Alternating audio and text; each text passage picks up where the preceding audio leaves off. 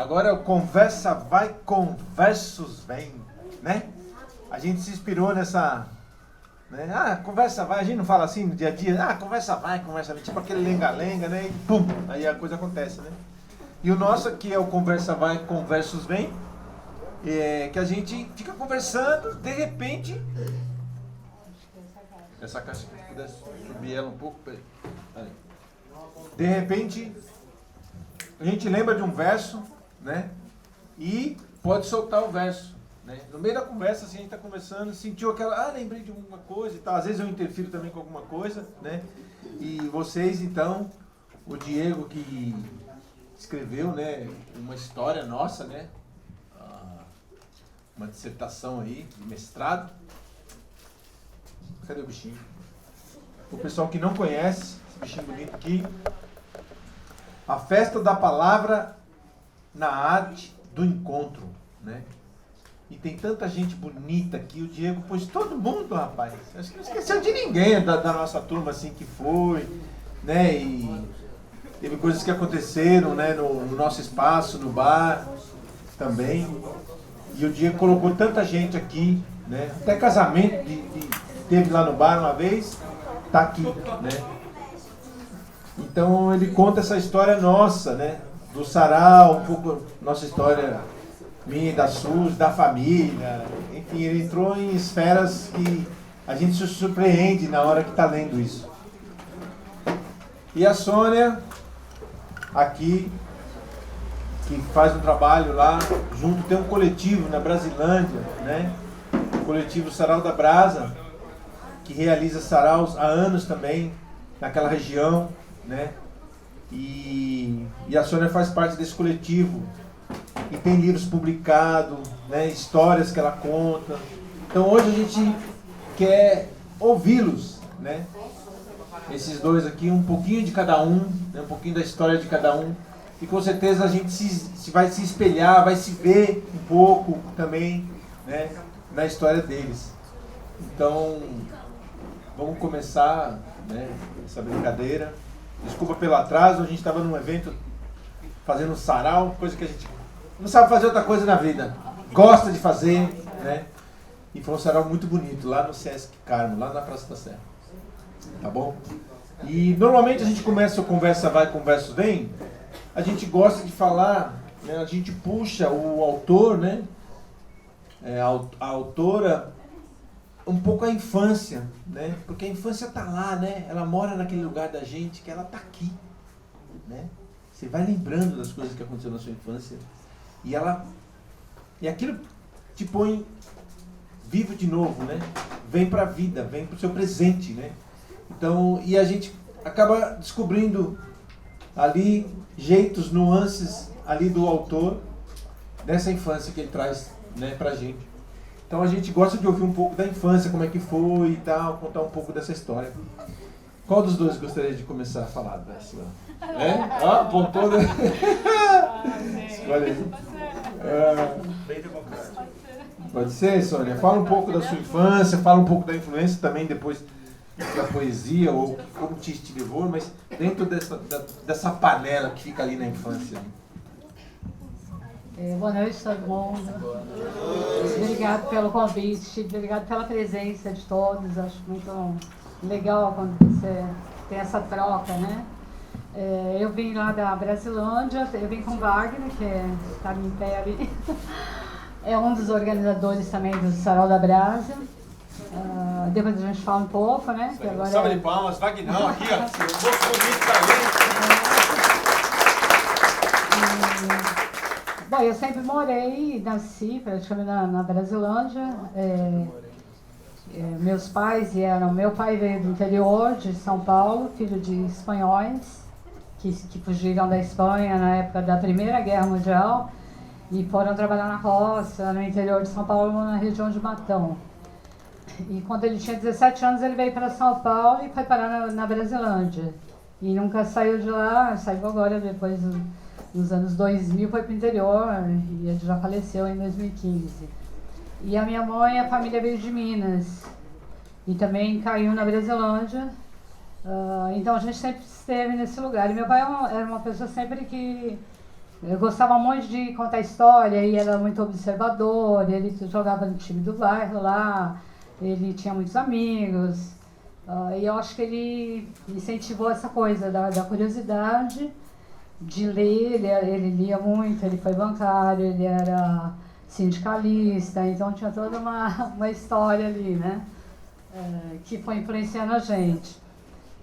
O bairro, quando a gente foi morar lá, quando eu nasci, era bem, assim, parecia interior, né?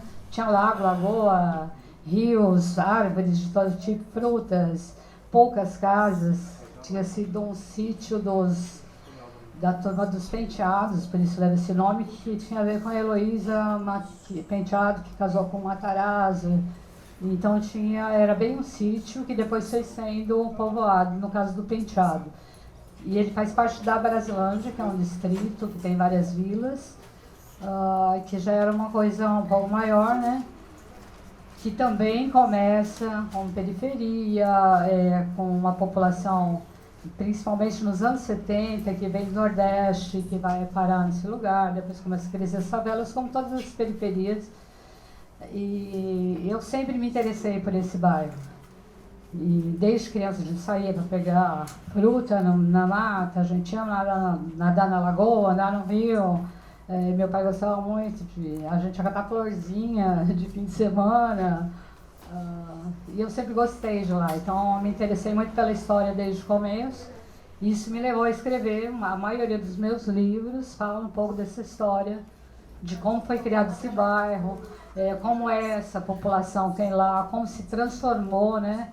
Essa população quando foi chegando mais gente, quando foi superloteando tudo quanto é terreno, quando foi cortando as matas,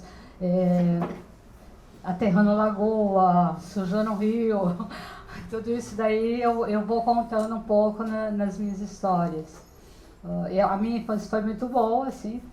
Minha família, meu pai e minha mãe sempre se deu muito bem, meu pai era muito alegre, muito engraçado, muito de contar histórias, eu acho que isso incentivou a gente. E é isso. E tem a história da família dele toda, né? Que vem, da minha mãe também, que é uma coisa também que eu me interessei em querer contar. E são coisas, a gente pode ir aprofundando depois.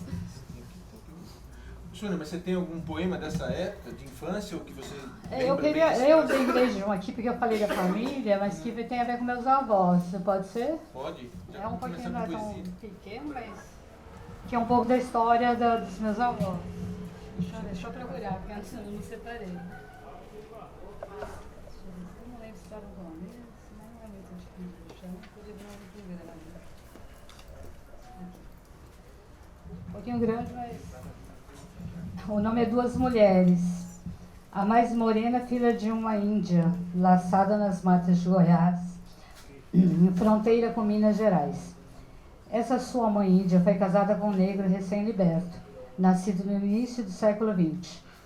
Uma dentre os 8 filhos desse casal, índia e negro. 2 de seus irmãos cabelos negros e lisos da mãe índia, dela e dos outros 5 crespos, bela cafusa. Por ignorância e parecência, era chamada de mulata. Puxou mais ao pai. A mais branca, aos 6 anos de idade, da Espanha com sua família veio parar no Brasil. Fugitivos da Primeira Grande Guerra. Era daquela parte da Espanha pelos mouros invadida na Idade Média. Lá onde muitos dizem viver as mais belas mulheres do mundo. A chamada mulata se casou com um português de olhos claros. A espanhola com um também espanhol, loiríssimo. O português era violento, egoísta, mulherengo. A mulata foi trabalhar para sustentar os filhos que teve.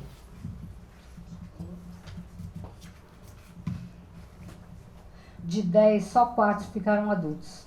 Perdeu tudo, várias vezes em temporais e enchentes. Primeiro em Minas, depois nesta grande metrópole, onde veio morar nos anos 40. E morou em vários bairros, em cortiços e pequenas casas da periferia. E aqui na Brasilândia veio parar um dia. O espanhol era anarquista, não podia haver injustiça. Letrado, era um tipo de administrador nas fazendas do interior. Mas quando viu a ganância e a exploração do fazendeiro, juntava toda a família e se mudava na calada da noite. Não pegava dinheiro, que de gente assim quero distância, dizia. Um dia machucou o joelho, sem recursos, sem remédios, veio do interior e na Santa Casa se internou. Que azar, era 1932. Recebeu alta logo depois. Estourava a Revolução Constitucionalista e dos hospitais, todo estrangeiro foi retirado para acudirem os feridos paulistas. Seu machucado virou um tétano, sua espanhola ficou viúva aos 26 anos. 4 filhos, um com 11 dias apenas. Quando, depois de muita luta, seus filhos cresceram, uma filha perdeu ainda criança, a espanhola, na Brasilândia, também veio morar. Analfabetas as duas. A mulata, filha dessa terra. A espanhola, a sua terra, nunca mais voltou. Uma quase índia, quase negra, outra clara, de cabelos pretos. Fisicamente tão diferentes, mas exploradas igual e duplamente, por serem pobres e mulheres. Sem um companheiro que compartilhasse a luta e a lida, tão pobres, pobres de dar dó, de andar descalças por não terem sapatos, de passar noites acordadas com o estômago doendo de fome. A mulata doceira, a espanhola arrumadeira.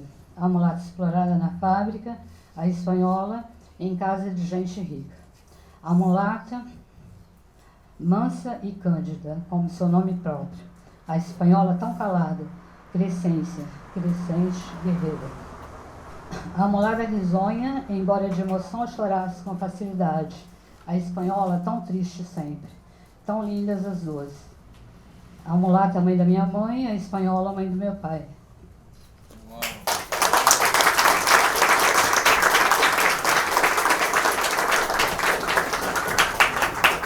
Esse aqui está no livro dela, que se chama Rua de Trás, né? Depois nós vamos perguntar mais coisas. Mas que interessante, né? Achei tão bonito, porque você está contando a história da sua família, né? E às vezes, quantos da gente não sabe a história dos nossos avós, né? Então, é muito importante esse registro aqui, né? Vamos contar a nossa história, né? A história da sua família, que também é nossa, mas, né? A gente contando, né? Num poema, temos aí a história da família, isso está registrado, né? É muito interessante isso aqui, bem importante, eu acho, para futuros aí, né? Da sua família, enfim, para saber essas coisas todas que acontecem, que a história oficial não vai contar, se a gente não contar. É isso? Parabéns, Sônia. Obrigado. Agora vamos pro Diego aqui, ele vai contar um pouquinho, né, do que ele quiser, da infância, enfim. E aí a gente segue aqui. Lindão. Obrigado. É esse daqui? Não, meu. Tá. Boa noite. E aí, tudo certo? Certo, né? Eu sei que está filmando agora, mas eu vou cometer um equívoco do ponto de vista cronológico da filmagem. Eu vou pedir uma atividade coletiva aqui, né? Para a gente fechar o olho e tentar olhar para dentro de si. Eu vou falando algumas coisas, só para a gente talvez potencializar o que a gente está falando aqui, né? Eu acho que faz tempo que a gente não se fala, né? Então é isso. Eu acho que vai ser legal, né? Subvertendo sempre. Vamos lá, então? Então, a ideia é fechar o olho e tentar controlar um pouco a respiração. Quer que apague a luz? Um pouco? Não precisa. Só fechar o olho, senta normal, né? Quem tá com perna cruzada, senta normal, puxa com o nariz e solta devagar com a boca. Fecha o olho, tenta relaxar mesmo, assim, tira a preocupação.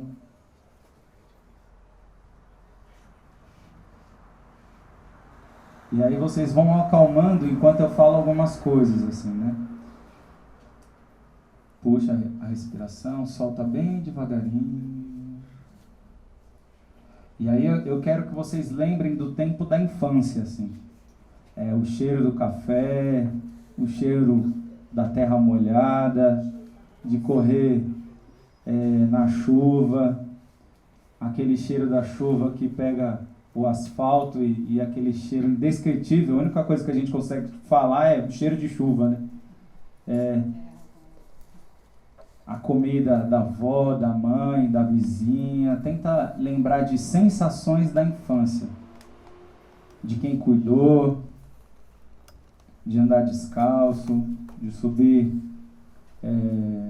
no abacateiro, na mangueira.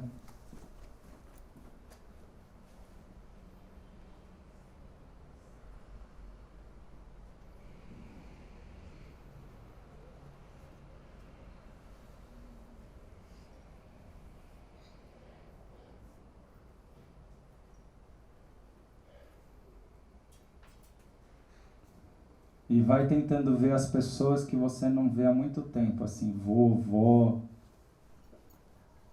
Vai lembrando do mestiço, vai lembrando do grito, né? Do pai te chamando, da avó.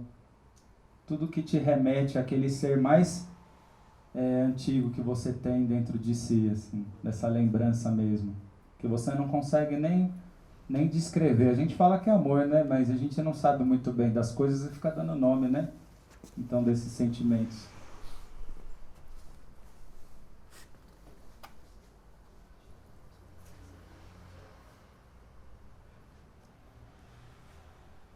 E aí eu gostaria que vocês abrissem os olhos.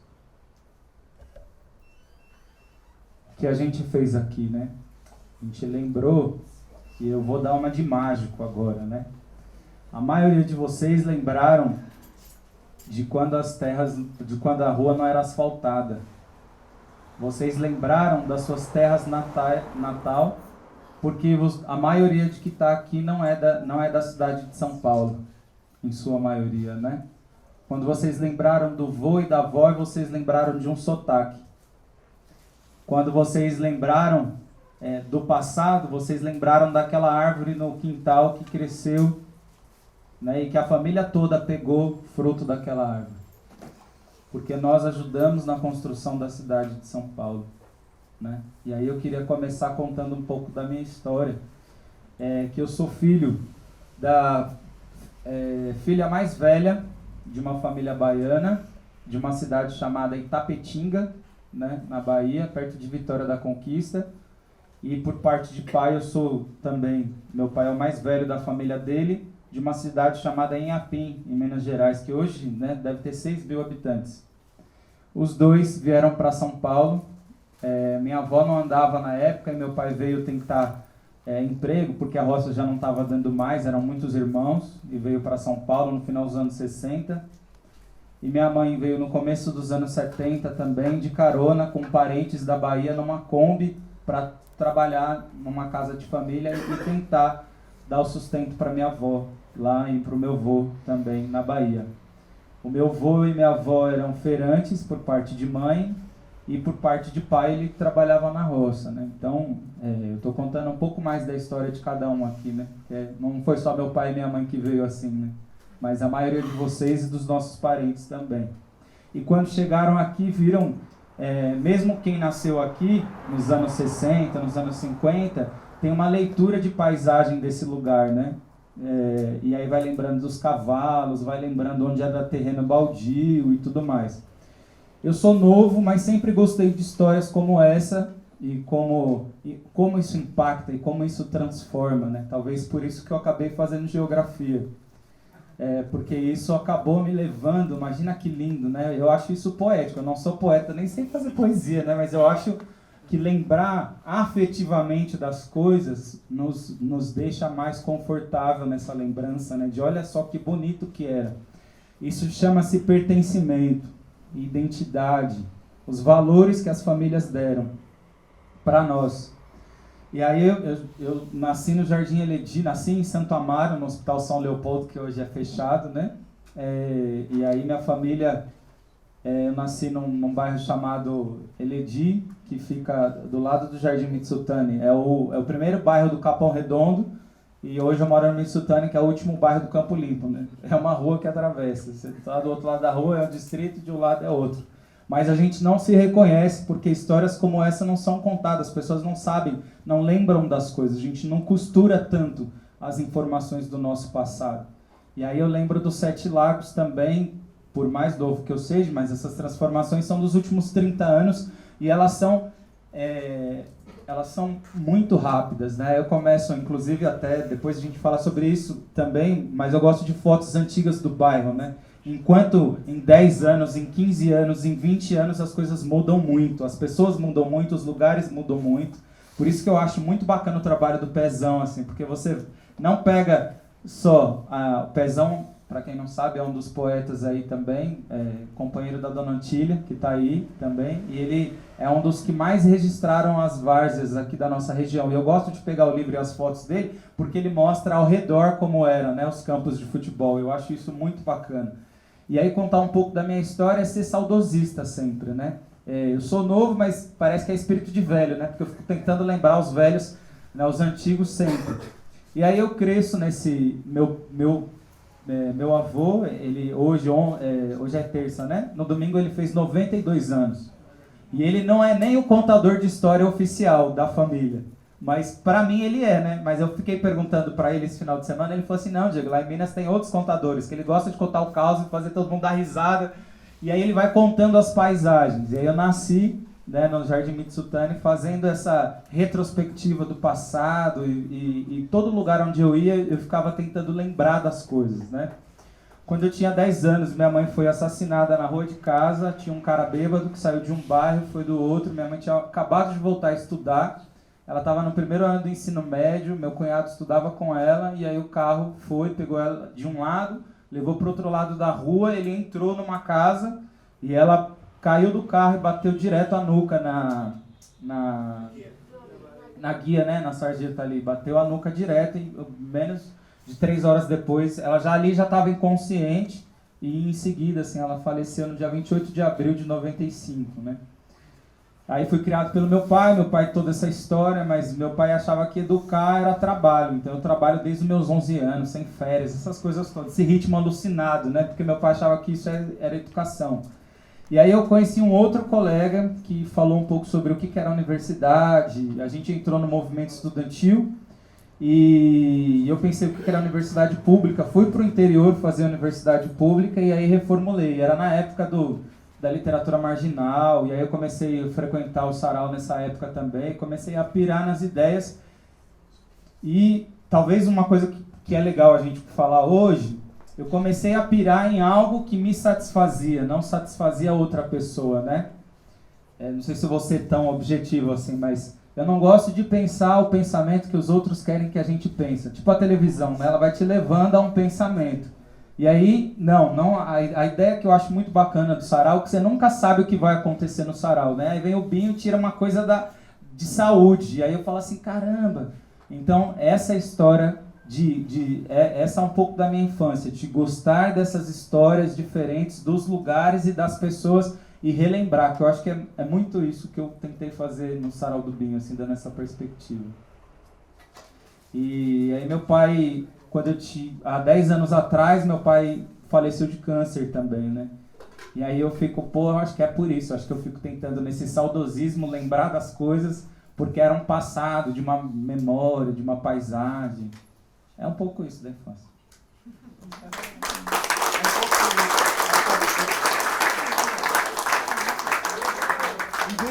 E dessa época, você tem algum poema de infância que você queira... Único.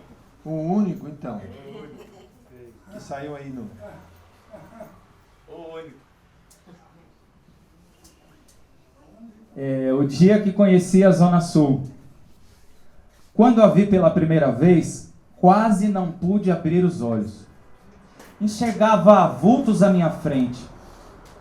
Sentia um cheiro de terra natal. Algo que ia crescendo com centímetros por segundo. Fui aproximando das suas entranhas, quentes, úmidas, passando pelas ancas baianas, escorregando pelas serras mineiras, de terra sofrida, com tantas luas cheias. Fui desbravando o conforto, o aconchego, ia batendo aquele desespero. Carregado de choro e medo, ia ser levado a um sossego. Passando a ponte, ouvi os meus primeiros barulhos. cheiros, cores, de gente. O suor do trabalho que causa tanto cansaço. Estreei as suas ruas de Fusquinha 1967. Com sorrisos familiares, repleto pelos ares, rasguei o Morro do S e presenciei Rosanas, Macedônias, Campos Limpos, de Campos Redondos, para cair nos parcos traços da Eledir.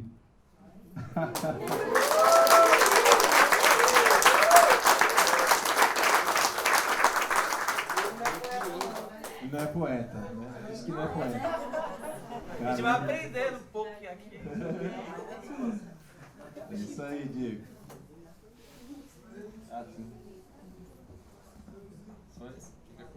Seu vizinho, né, Luan? Temos aqui, nossa, Diego. Você, então, como disse, né, você pôs tanta gente aqui, né, dentro desse livro. Os poemas aqui, ó, os poemas curtinhos. Abre aqui nessa página.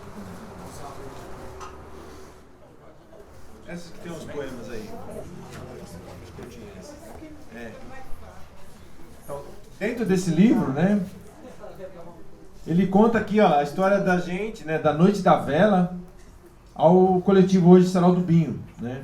A Noite da Vela era em 95, a gente começou no bar que eu e Suzy governava. E aí, a Luz de Vela a gente começou. A Luz de Vela, você sabe que ela tem uma característica interessante, né? Ela nos aproxima, ela também do amor, porque ela libera na gente a ocitocina, que é o hormônio do amor, a luz de vela. Olha que interessante. Por isso, quando a gente, né, está sob a luz de vela, quando apaga a luz, ou enfim, quando jantar romântico, porque em nós ela causa mesmo esse efeito. Nós somos, né, influenciados pelo o meio externo, e a luz de vela tem esse poder. E eu não sabia isso até pouco tempo, mas intuitivamente a gente sabe das coisas, né? E é o seguinte, não tem ninguém mais inteligente que você. Ninguém é mais inteligente que ninguém, tá? Pode ter uma experiência a mais, ler um pouco a mais, mas inteligente, tudo que você tem, o outro. Então, não se deixe, né, subestimar ou se inferiorizar, né, na sua vida por outra pessoa ou por uma autoridade que ninguém, né, ninguém é mais que ninguém. Ninguém. E eu fico abismado como é que você pode sair na rua e o polícia para você, sendo que você é igual a ele, né? Então eu tomo um choque nisso. Como alguém pode parar você? Como que alguém tem esse poder de falar, para aí? Só de imaginar isso já me dá um nó na cabeça, né? Às vezes nem é para aí. Essa noção. Às vezes nem é para aí, né? Não é para aí. Não, os enquadros são, né? Sim, sem dúvida. Então é isso, né? Eu quis só ilustrar isso um pouco. E ele encheu aqui desses poemas, né? Você pediu para as pessoas e tal. Você quer falar um poema desse também, que seria bacana? Algum curto desse? Pode ser. Como é que você fez nessa parte do Tá. livro? Conta pra nós. Beleza. Antes, a gente vai influenciando, sendo influenciado também, né? Eu trouxe aqui um óleo essencial de lavanda também. Quem quiser pingar um pouquinho, passar e respirar, e no final, se alguém lembrar de me perguntar, eu falo por quê. Tá bom? Pode Isso, não, pode pôr no braço aqui. Uma gotinha só. Não é pra tomar banho, não. Não é pra tomar banho, não. É só uma gotinha aí. Aí depois eu explico por quê. Bom, eu acho que é legal falar sobre várias coisas, né? E aí o Binho pediu para falar dessa parte dos poemas, né? Eu fiquei acompanhando o Sarau do Binho por causa desse livro, na verdade por causa da pesquisa, né? 3 anos. E aí, como é difícil tirar as coisas da realidade e passar para o papel. A gente faz isso poeticamente. Tem uma questão na geografia que se você faz um mapa do tamanho da realidade, você cria 2 realidades, né? Você cria mais uma. Você tem essa realidade, você cria mais uma. Então é o poder da síntese que você tem que fazer. Isso é. Mas como é que você vai eleger o que é importante e o que não é? Quem fala, quem deixa de falar, quem faz tudo isso? E aí eu comecei a pensar o seguinte, eu teria que contemplar na minha loucura de fazer o livro, o maior número de pessoas possível, porque o sarau do Binho ele tem essa característica doida. Lógico que outros saraus também têm, mas eu vejo o sarau do Binho como um dos saraus que mais tem essa característica, que é de agregar o outro. E por mais que o sarau do Binho leve o nome do Binho, ele é característico de trazer muitas outras pessoas e não só ele em evidência. E eu quis trazer isso graficamente. Então, eu quis convidar as pessoas a se posicionarem. Então, eu entrei em contato. Não tenho Facebook, né? Esse era um grande empecilho. Eu falei, Suzy, me ajuda nessa empreita, sou desorganizado, várias coisas. E aí eu entrei em contato com várias pessoas para tentar ter o escrito dessas pessoas aqui. Mas eu sei que também as pessoas são tão desorganizadas quanto eu. Tipo o Luan, né, Luan? Tô esperando até hoje o poema do Luan. E aí eu peguei... Pega aqui para mim, por gentileza. Porque eu entendo isso, a dinâmica de todo o processo. Então aí eu peguei no livro da coletânea de 148 poetas do Sarau do Binho e peguei partes dos poemas das pessoas, né, comunicando as pessoas e tal, e para ter esse livro maior representatividade possível. E aí a inspiração foi no final de ano, pelo menos na época que eu estudava, no último dia de aula você tirava a camiseta da escola e pedia para todo mundo assinar, né? E esse livro foi muito intuitivo. Várias coisas eu falava assim, bom, a resposta vai vir. E essa foi uma das respostas, falei, um jeito de agregar mais pessoas é você fazendo isso. E aí eu dediquei algumas folhas do livro, além das fotos, para contemplar outras pessoas. Eu quis contemplar o maior número de pessoas pela escrita dessa homenagem. Então são as pessoas antigas e novas fazendo homenagem para o próprio Sarau do Binho, né? Então são poemas que as representam e mensagens de a longo prazo para o sarau. E junto com essa mensagem, as fotos que eu tirei ao longo desses 3 anos de pesquisa e mais algumas do Acervo Suzy, né? Que representa aí esses 20 e poucos anos de sarau também. Então a ideia era essa. Por isso da capa assim, né? Então a capa também representa essas fotos antigas. Então, a gente passa o livro aí, né? Tem uma... Suzy sobrando aí? Eu passo isso também. Aí tem a foto aqui com o Binho e a Suzy de 93? Eu não lembro. É 93. 93, imagina, 26 anos atrás, né? O Binho e a Suzy. Em 93, aí o Binho com um avental, cabelo preto, um avental com a silhueta de uma mulher, né? Com seios fartos, assim. Então, imagina um bar aqui no Campo Limpo, em 93, um cara assim. Então, imagina, é isso. Eu tinha coragem. Mas você não leu o poema curtinho? Escolhe um aí que eu vou passar pra Sônia agora, tá bom? Sônia, por que Rua de Trás, nesse aqui? Então, aqui não vai dar pra ver, mas depois a gente passa. Esse aqui tem a rua da frente e a rua de trás. A ideia é que a frente seria o centro da cidade, né? Esqueci do microfone. Isso aqui é uma montagem, são fotos minhas que eu montei, que eu sou fotógrafo também. Tem um livro maravilhoso também. E aí eu coloquei algumas imagens do centro da cidade, do Centro Velho. Esse livro é de 2009. Que foi lançado pelo Sarau da Brasa. Foi o primeiro que a gente pegou o bar lá e tal, e lançou. Depois eu passo, porque de longe não vai dar pra ver. E aí a rua de trás seria o bairro, onde tudo é jogado ali na rua de trás e não chega quase nada. E a gente tem que se virar sozinho. Então você tinha um rio, hoje fecharam esse rio, ele não é mais assim. Aí a ideia era essa. Tem alguns poemas aqui que falam da rua de trás, pelo menos 2.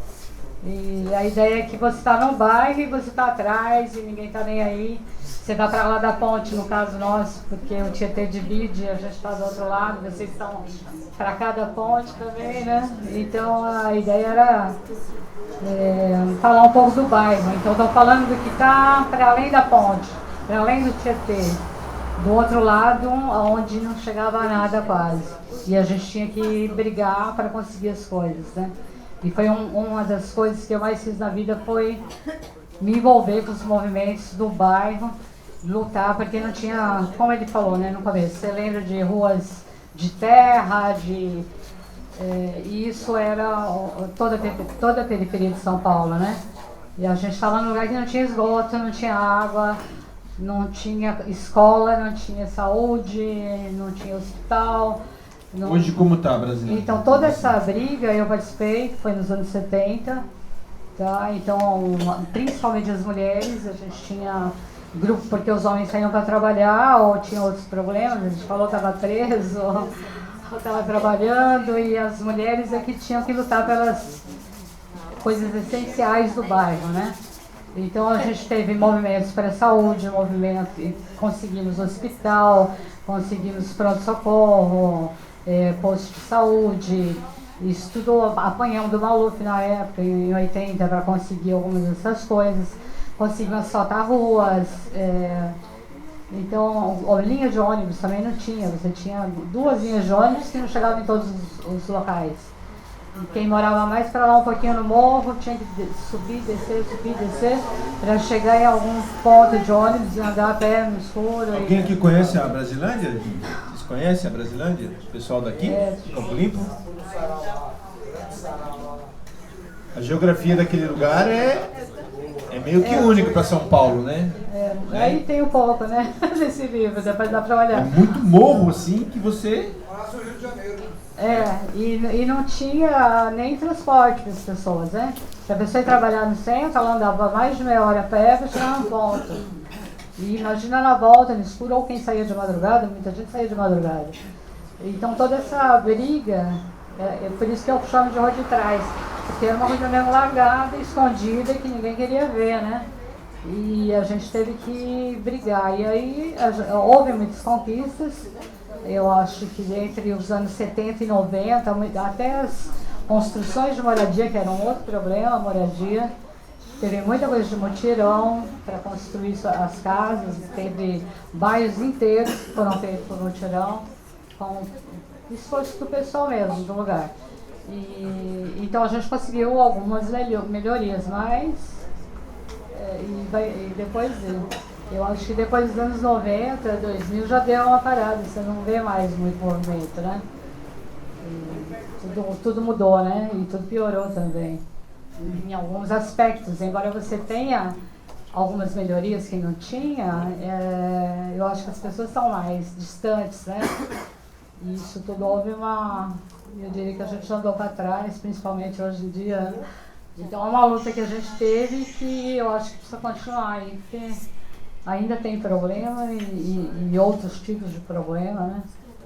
E é isso.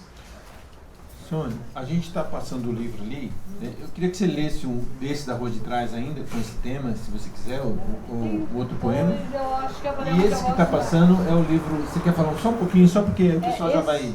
Tá, esse livro a gente fez em 2015, acho que foi isso. Somos 3 fotógrafos da região da Brasilândia, a gente conseguiu um vai também. E eram 3 tipos de, assim, vamos dizer, eu tinha mais de 20 anos de fotografia, 30 anos, aí tinha um menino de 10 e um outro que estava aprendendo, que a gente juntou para ensinar, dar aula e saía pelos morros da Brasilândia. Aí nós escolhemos 4 grupos da Brasilândia, o Sarau da Brasa, a Velha Guarda do Samba, que é a escola Rosas de Ouro, ela sai da Brasilândia, né? Ela surge na Brasilândia e depois ela vai ali para a Ponte da Preguiçia, que já é um pouquinho mais para lá, né? Um pouquinho mais, eles falam que embranqueceram um pouco a escola e tal. E a gente pegou um cantor da região, João Terra, que mais de 40 anos ele trabalhou independente, falando do bairro, fazendo canções, ele é compositor. E também um grupo de moradores que construiu suas casas por mutirão. Então pegamos esses 4 grupos para fazer entrevista, escrever um pouco da história deles e saímos fotografando todos tem mais, acho que 47 vilas e jardins e parques dentro da Brasilândia. Então a gente tentou fotografar uma boa parte deles, não deu para fazer tudo, mas está bem representado, assim, com toda a região. E aí, assim, conta um pouquinho da história, mostra um pouco da geografia do bairro, alguns problemas, tem umas fotos aí de uma favela que tem duas situações, uma era pegou fogo, como tudo, né? A gente sabe como é que é. Pegou fogo, Em outubro de, agora eu não me lembro, acho que 2014, pegou fogo. Em 2015, aí vem a reintegração de posse e tirando todo mundo, porque o que perdeu no fogo, algumas pessoas não tinham para onde ir, como nunca tem. Eles reconstruíram e depois teve essa reintegração. E essa é uma história bem comum, né? É, bem comum. Tanto é que tem um poema, já que conversa vai, conversos vem. Posso falar um poema, então? Também? Depois eu quero... Já pode escolher o que você vai dizer, tá? O poema fala justamente de uma reintegração de posse que teve aqui no Parque do Engenho. Não sei se... né? Você sabe ler? Ali. E o poema diz assim, ó. E na época eu fiz... prosa para um juiz. E pode ser para o Moro, de repente, né? Só queria que não ardesse em chamas, mas agora é tudo cinzas. E até os cachorros não sabem onde moram mais. A polícia baixou tudo abaixo. O porrete, a moral, as casas, com o velho blá blá blá da reintegração de posse. E aí vai uma perguntinha. E se os guaranis tivessem cartório?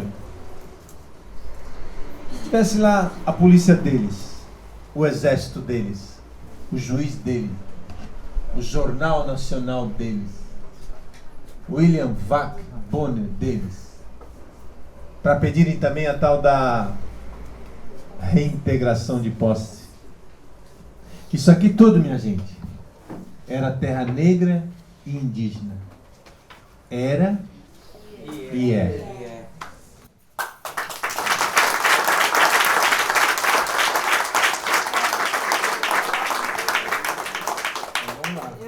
Literatura comparada, que chama isso? Reintegração de posse também. Aí eu escrevi quando eu teve o problema na comunidade de cimento, foi esse ano, no começo do ano, em fevereiro, eu acho.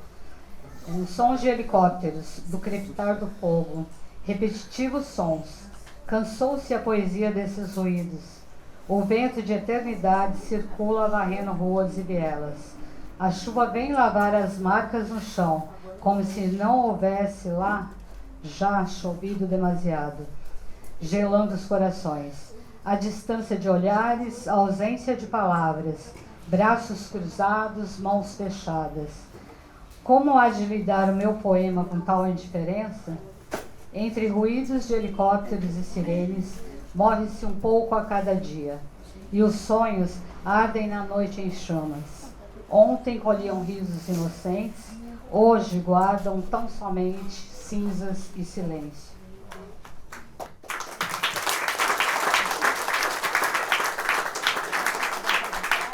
Falou de cinza, né? E como você pode... Ah, tá.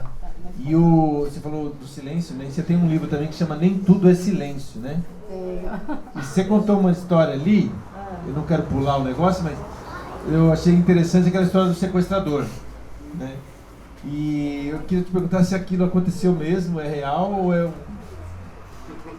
Você pensa, eu não tô lembrando. Tá. É a história do cachorro. Ah, tá, mas do cachorro... peraí, do cara que você contava o cachorro? Isso, é. Esse acho que não tá no Nem Tudo é Silêncio, por isso que eu não estava identificando. É uma antologia. Ah, não tá no Nem Tudo é Silêncio? Ah, eu acho tá, que sim. tem nesse, não tá. Não? Não. Então eu li em algum lugar. Então, eu acho que é numa antologia. Ah. Mas era uma história que meu pai contava, que tinha um cara na... É isso, né? Que ele roubava o cachorro? Ele... Serrinha. O nome dele era Serrinha. Tá numa antologia. Ele serrava tudo. Tragos e tal. Ele andava pela Brasilândia, era um tipo de um mendigo, assim.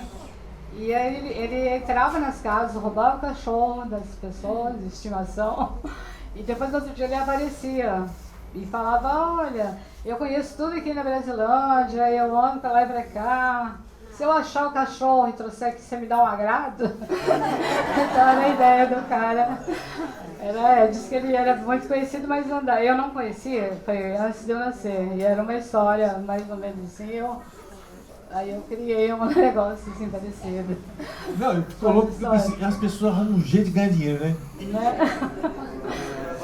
Dá um jeito de, mesmo que seja pra sacanear os outros, mas arruma um jeito de... Eu falo que o povo se vira, o governo que atrapalha. É verdade. verdade. O povo se vira, cara. Mas eu tava falando, O povo se vira, mano. O governo que atrapalha. Você quer vender um negócio para sobreviver. Hoje você está proibido de sobreviver, né? Você não pode vender nada na rua que venha a polícia, Então, proibiram você de sobreviver. Como é que vai viver? Mas você está falando, apesar disso, o que aumentou de gente vendendo na rua, né? Por causa do desemprego. Então é uma coisa óbvia, você passa em lugares que tinha uma barraquinha, agora tem um monte. Então, alguma coisa as pessoas têm que fazer aí, né? Não tem jeito. Olha o que aconteceu, ó, na virada cultural. Tava eu, a Suzy e o Socorro. Hã? Eu fui também. Ah, é? Na virada? Você foi? Fui. Então, nós fizemos um sarau lá na Mário de Andrade.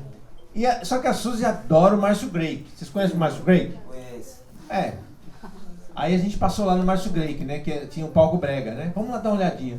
Só que a gente levou, a gente gosta de ver, né? As comidinhas aqui. Eu cheguei atrasado, não sei se vocês já comeram alguma coisa aí, né? Aí, tamo lá, na hora que chegamos no Márcio Greik, a Suzy falou, vamos fazer um lanchinho. E botou a sacola no chão. Na hora que botou a sacola no chão, já veio os polícias. O que é isso aí? Vai vender? Não sei o quê. Já queria levar todo o negócio nosso. Não, isso aqui deve ser pra comer. Mas eles estão tão apurados, preocupados com essa coisa. Foi um negócio muito louco. A Suzy não tá aí, mas pra contar... Deixa eu ler uma da rua. Tem mais de uma de rua de trás, mas eu vou ler essa aqui que chama a Rua da Frente e a Rua de Trás. A Rua da Frente desce no sentido de descida, né? A Rua de Trás sobe. Na Rua da Frente a vida se manifesta. Na Rua da Frente tem bar, cabeleireiro, farmácia, escola, jornaleiro, academia, dentista, residências, igrejas e padaria. Na Rua de Trás tem muitas moradas. Pela Rua da Frente desce a vida agitada. Pessoas indo e vindo do trabalho, crianças a caminho da escola, idosos com seus jornais debaixo do braço, evangélicos cantando seus hinos e fazendo seus cultos. Na Rua de Trás tem um beco e muitas bocas. Pela Rua de Trás sobem o desespero, a dor e o medo. Da Rua de Trás ecoam estranhos ruídos, gritos, sirenes, disparos, lamentos. Muitos lamentos de mães, de pais, de esposas, de avós e de irmãos. Pela Rua de Trás sobem meninos e meninas perdidos em tantos vícios. Sobem carros elegantes, sobem viaturas de polícia, sobem rojões como sinalizadores.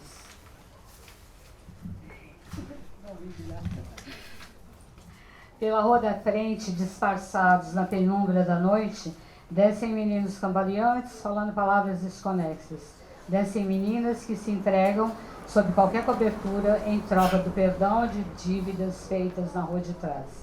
À noite, pela Rua da Frente, alguns aos palavrões descem com armas e pedaços de paus, gritando, ofendendo e ameaçando os que estão devedores. Descem também os carros de resgate com seus feridos. Na Rua de Trás, o medo cala a voz de seus moradores. Na Rua da Frente, o mesmo medo faz as pessoas acreditarem que tudo isso só acontece na Rua de Trás.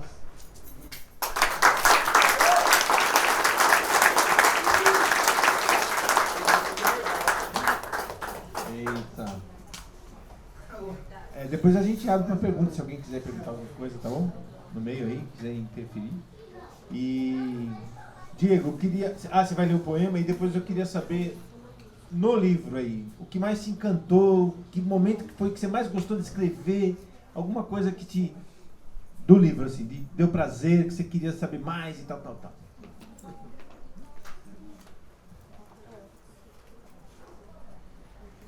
Bom, é que na verdade aqui nessa parte de trás tem trechos de poemas ou frase que as pessoas falaram, né? Assim, como homenagem ao sarau. Vou ler uma e que ela é representativa da conversa também. Gratidão ao sarau do Binho por me virar do avesso.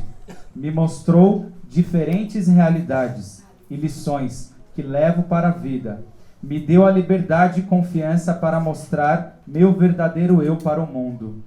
Isso foi uma adolescente de 16 anos chamada Márcia, da MF Sinésio Rocha. Uau. E aí a grande questão, além de escrever, é por que a escola, teoricamente, está falida, né? Por que que a gente, quando fala de educação, pensa numa escola e que não nos representa?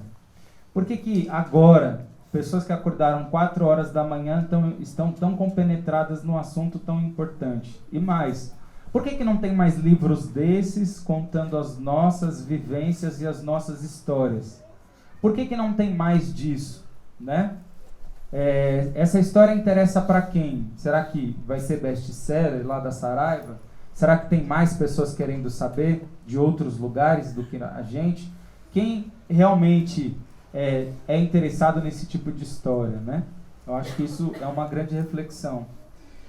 E a parte que eu mais gostei desse livro, na verdade, ele foi quase um parto, assim, né? Foi quase um parto mesmo, porque aí eu passei no mestrado, a ideia era fazer, mas eu não sabia como. Eu falei, eu não sei escrever, escrevo mal pra caramba, como é que eu vou fazer um troço desse, né? E aí eu ia no sarau, eu gostava muito de sarau, mas não escrevia nada. Mestrado? O que é um mestrado? Aí, O que é um mestrado? boa. Mestrado. Bom, quando você vai estudar, você acabou, né? Tem o ensino fundamental, o ensino médio, do 1º ao 3º ano, o antigo colegial. Aí você acaba, você vai fazer faculdade, né? Tem curso técnico, que é 1 ano e meio, tecnólogo, que são 3, e a licenciatura, o bacharel, que podem ir de 4 a 5 anos, né? E aí você se forma para ter, teoricamente, uma profissão, um diploma de uma profissão, engenheiro, professor, médico, enfim, né? Várias profissões aí. E aí o mestrado seria o passo adiante. Tem a especialização, quando você faz a sua graduação, o passo seguinte você faz uma especialização que dura de alguns meses até 1 ano e meio, e o mestrado é o que você é habilitado para fazer uma série de outras coisas, que ele tem duração de 3 a 4 anos. Depois do mestrado é o doutorado, que tem de duração de 4 a 5 anos. Depois do doutorado é o pós-doutorado. E aí esse daqui é quando eu terminei a graduação, fui fazer várias coisas, aí eu passei no mestrado aí na Faculdade de Geografia da USP. E a ideia era eu escrever coisas que me dessem vontade de escrever ou pesquisar. E aí eu fui ver o Sarau do Binho que ele representava. E aí eu comecei a frequentar bastante o sarau e falei assim, mas como é que eu vou escrever, né? Como é que eu vou tirar essa realidade e colocar no papel? E aí eu comecei a sentir mais a realidade e conversar mais, né? E aí eu percebia muito a conversa do Binho e de todas as pessoas que estavam aqui. Comecei a andar bastante com as pessoas. Eu quis ser o óculos das outras pessoas, né? Como é que elas enxergam o sarau? E aí eu ia pegando várias opiniões. E eu fui tentar mesclar isso. Então acho que não tem uma parte em si que eu posso falar assim, da parte que eu mais gostei. Porque todas elas demonstraram partes do que eu queria representar no sarau. Então só para a gente ter uma ideia, desde a parte gráfica, eu quis mostrar quem eu não citei no sarau. A parte da escrita, de poema, de quem participou mais, né? Eu quis ao longo do livro, e principalmente nas aberturas, né? Então, o livro começa pelo Marcelino Freire, falando um pouco sobre a importância do Binho e do Sarau do Binho. O caminho que eu percorri.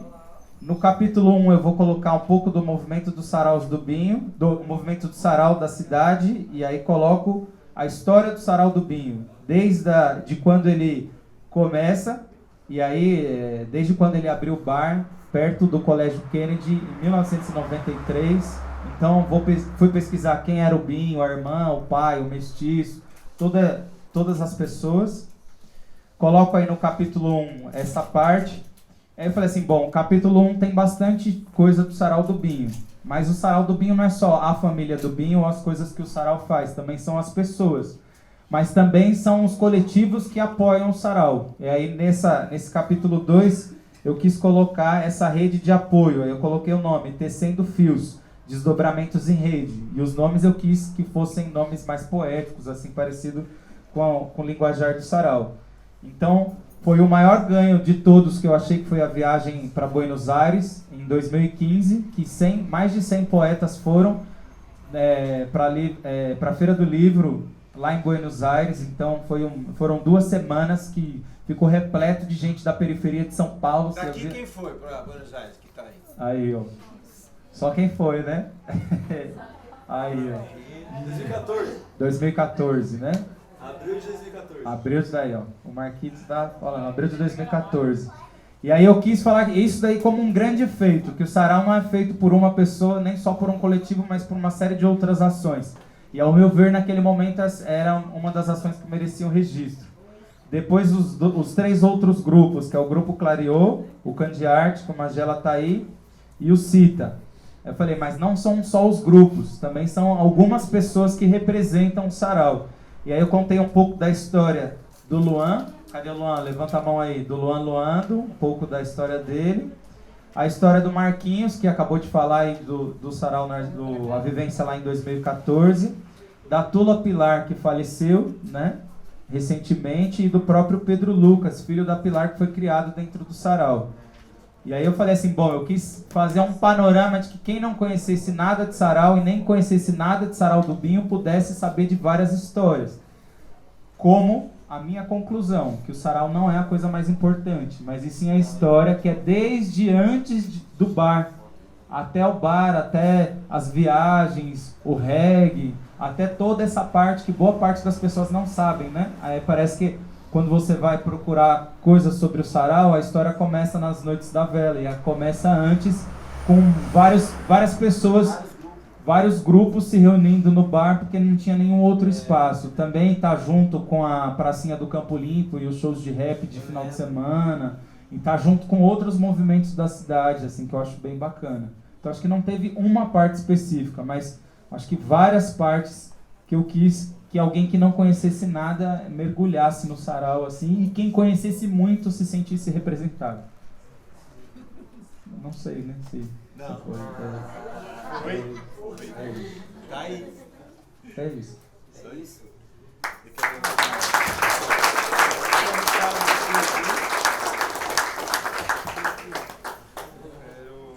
Bom, em homenagem a Pilar, guerreira nata, né? Eu acho que não é só na tristeza, mas na alegria que a gente lembra dela. E nos últimos tempos ela estava indo muito no Cieja. Ela e a Zilda. Cadê a Zilda? Zilda ali. Vocês conhecem a Tula Pilar? Eu conheço. Isso. Ela foi na Flick, já estava fazendo bastante oficina no Cieja, fazendo aula de dança. Então os alunos se sentem muito representados por ela. Acho muito bacana, assim, né? E aí tem e ela criou o Pedro Lucas dentro do sarau e dando rolê com o sarau também. Eu acho que isso é muito representativo para quem o Pedro é hoje, né? Também a Dandara também, né? E a Samanta. Há 15 anos ando com as andorinhas do sarau, do Binho, acordando outras andorinhas, outros bandos, outros povos, outras ideias, fortalecendo as sociedades. Meu eterno agradecimento por essa caminhada. Salve o sarau do Binho. Salve! Essa é a Tula Pilar.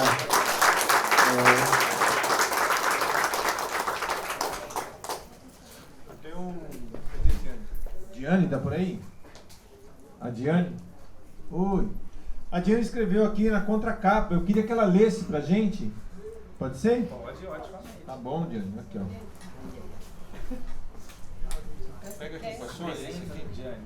Quem é a Diane, gente? Pera aí. A Diane, né? Essa mocinha aqui. Essa mocinha, Diane, é minha irmã, né? Eu me inspirei muito nela. Ela, na minha vida também, foi um farol, né? Pra mim, essa minha irmã. Então, as coisas, os livros, né? Que ela também deixava pra gente ler. Os livros estavam sempre atrás, né? Assim, pra gente. E sempre correu atrás. Então, a Diane foi uma grande influenciadora e ela fez parte de vários movimentos, né? Começou a fazer movimento ali na Casa dos Meninos, no Jardim São Luís. Não sei se alguém conhece aqui Casa dos Meninos. Ali no final de semana, não, no Jardim Fim de Semana ali. E ela fez um movimento cultural, sempre fazia muita coisa lá, né? Então, sempre agitando coisas. E hoje ela, Suzy e várias outras mulheres coordenando aí também, né? Além do sarau, né? Esse movimento que nós estamos fazendo aqui em casa, elas que coordenaram, que coordenam. E também a Feliz, que é a Feira Literária da Zona Sul, que a gente já teve no Ciejo, o Ciejo já foi para a praça também, já tivemos junto. Então essa é a Diane, e de outras coisas mais, né, gente? Vou ficar falando dela aqui, mas é essa moça linda que vai ler pra gente aqui. Só agradeço, e é um prazer ser sua irmã, né? e a gente fazer essa troca aí. Muito feliz, né? Estamos juntos até o fim. Até o fim. Obrigada.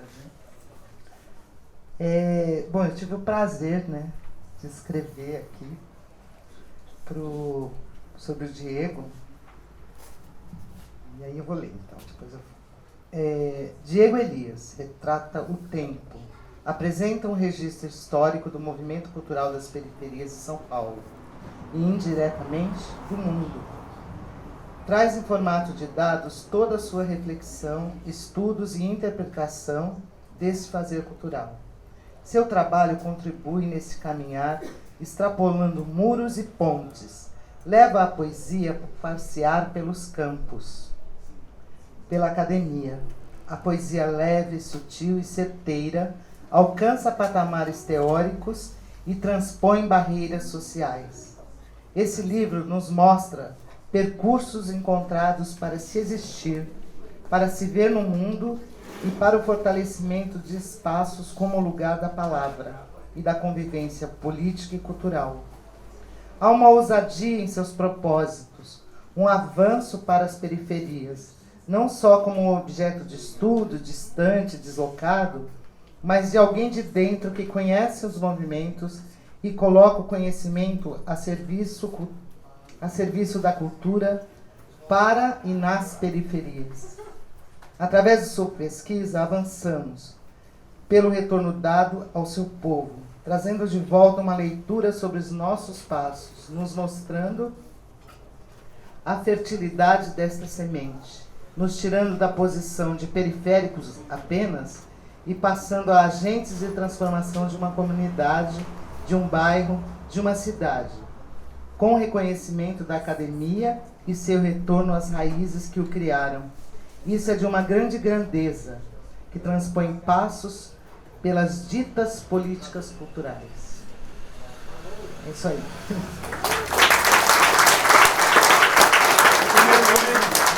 Tem mais um trechinho aqui, mas é daí.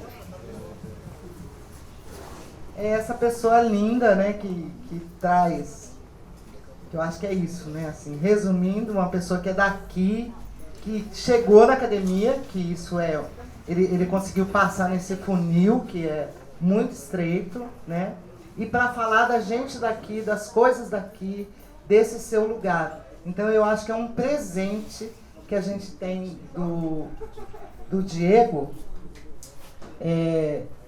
ele nos presenteia com essa obra que ele faz, né? Então, assim, um agradecimento profundo, porque ele registra uma história de um tempo. E isso é muito importante, que a gente faça cada vez mais registros, né, das coisas que a gente vive, das coisas que a gente tem feito aqui nesses territórios, para cada ponte, né? Então, muito obrigado, viu, Diego? Diane, eu estou achando interessante porque, né, Diego aqui no Campo Limpo, Sarau da Brasa na Brasilândia, Sônia, né, lá dialogando, né, de uma certa forma, né, tem os registros, né, o livro está circulando também, aquele livro de fotografia, tá ali. Que interessante, né, marcando, contando a nossa história, né. Parece que não é nada esse, mas isso é tão importante, é muito importante esse fato, né, de contar a nossa história, como ela é, né? Vai ter alguém que vai falar depois, daqui 10 anos, 20 anos, mudar isso aqui, porque isso foi feito, né? Está registrado nessa história.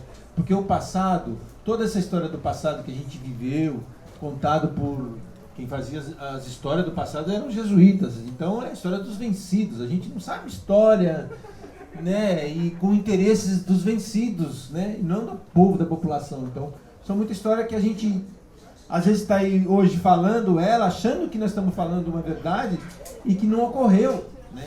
Eu falo, se a minha história está mal contada, imagina a do mundo. Não é? Então é muito importante esse registro que está aí, essas coisas. Né? Há de se ter cuidado com os historiadores. Há de ser cuidado. É isso. Você quer... Dois fotógrafos. Você quer falar? Não, pode falar. É uma das coisas que eu falo sempre, né? Por que todas as ruas de São Paulo levam ao centro?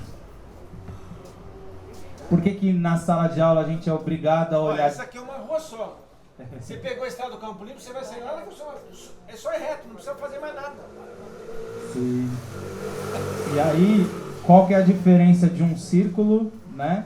Numa roda que todo mundo se olha como igual, e qual é a diferença de uma sala de aula que todo mundo é obrigado a olhar para o professor ou para a professora, né? Quando a gente liga lá, tem 5 emissoras que controlam, né? Duas que estão disputando o poder, uma que tem o poder aí vai fazer 60 anos agora, e a outra que está numa disputa ideológica. A gente só tem 2, então as histórias são únicas. Quando eu estava escrevendo o livro, é coisa, né, de sarau, assim, que você já tomou vários, né, também.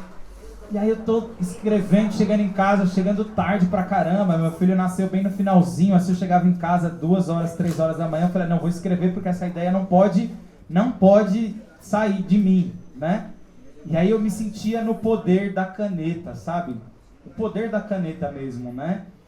Imagine quem produz novela, imagine quem está ali escrevendo uma matéria, quem dita o que a televisão deve fazer. Tem o poder de recontar a história que quiser. Você pegar um livro didático, quantos anos a escola usou o mesmo livro didático, ou os mesmos livros? A gente não tem opção de gostar de outras coisas, a gente é obrigado a falar das mesmas. Vocês já fizeram esse exercício? Eu não assisto televisão, mas pelo ônibus eu sei o que aconteceu no dia. Pelo ônibus. Estou andando na rua, eu estou sabendo o que está acontecendo, porque as pessoas, você viu aquele fulano? Nossa, matou, mas pegou quantos? Não, mas caiu, mas afundou, mas quebrou, mas fez isso, mas fez aquilo. Quando a gente coloca em livro, e aí, negão, meu filho, vai dar um tchau. E aí, quando a gente coloca um livro, a gente meio que dá um cavalinho de pau, assim, ó, e fala assim, bom, eu não quero prestar atenção naquilo que eles querem que eu preste atenção. Eu quero prestar atenção naquilo que eu acho que eu devo prestar atenção, né? Então, ao olhar para o Sarau do Bem, a gente vai ver uma história de um coletivo, que ele não é perfeito. Lógico, todo mundo é imperfeito, né? Ninguém é perfeito nessa vida. Mas a gente tem elementos de pessoas que fazem coisas juntos, né? Então, para quem conhece a Diane e o Binho, aí obrigado a falar do mestiço, né? Do pai. Artistão também, né? E que era o Zorro brasileiro, o cara que tinha... Eu acho que isso é muito bacana de falar. O cara que tinha uma cinematográfica no Campo Limpo nos anos 60.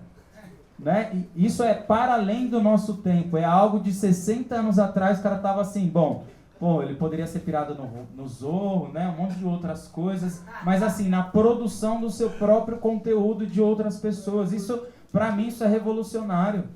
Você corta esse processo, sabe? Quando faz a Rede São Luís e vamos fazer esse processo... Não, vamos olhar de outro processo. Quando a gente tem o projeto do Gastronomia Periférica, pro Atala lá, não vamos olhar para ele. Vamos olhar que a gente consegue produzir com as nossas coisas. Quando a gente está no CIEJA, não, vamos fazer uma educação diferente. Inclusive eu estou engasgado para falar isso com todos nós, né? É o pai aí, o Zorro. É o mestiço. Eu estou engasgado, porque há muita semelhança com os coletivos, com tudo que a gente está fazendo, mas principalmente Sarau do Binho e CIEJA. E o que é? É emoção, é falar de identidade, é juntar a questão do território de pessoas, de fazer coisa diferente. Terça-feira, 8h30 da noite, depois de acordar 4 horas da manhã, está compenetrado no que a gente está falando. A nossa história. Imagina, a dona Neide veio de outro compromisso, uma baita história, está aqui, Elaine trabalhou, então eu vim falando isso no ônibus, cada um aqui com uma história. E isso é importante. E a gente ressignifica. Eu posso ser um autor. Eu posso ter a caneta. Eu posso contar a história da minha família. Eu posso tirar foto. Eu posso tirar uma foto do jeito que eu quiser e colocar no quadro da casa e falar que aquilo é arte. Eu posso. E 2 coisas para encerrar, né? Eu não guardei nome, mas eu queria contar essas 2 histórias para vocês. E depois procura, né? Aí na internet. Mas tem um artista que ele embalou o cocô dele não sei quantos anos atrás e tá valendo milhões o cocô dele. E aí eu quero falar para vocês que a gente pode até discutir o que é arte, mas cocô é cocô, né? Cocô é cocô. Aí tem outro artista também que ele ficou olhando para uma página em branco e aí ele foi contabilizando quantas horas ele olhava para aquela página em branco. Ele não conseguiu vender aquela página em branco por milhões? Sério? Procura aí na internet aí, cara, depois, né? Então, o que é arte? É aquilo que mandam a gente acreditar no que é arte, ou dar uma olhada para esse livro belíssimo da Sônia? É um recorte histórico que ela fez da Brasilândia. Isso ninguém toma dela.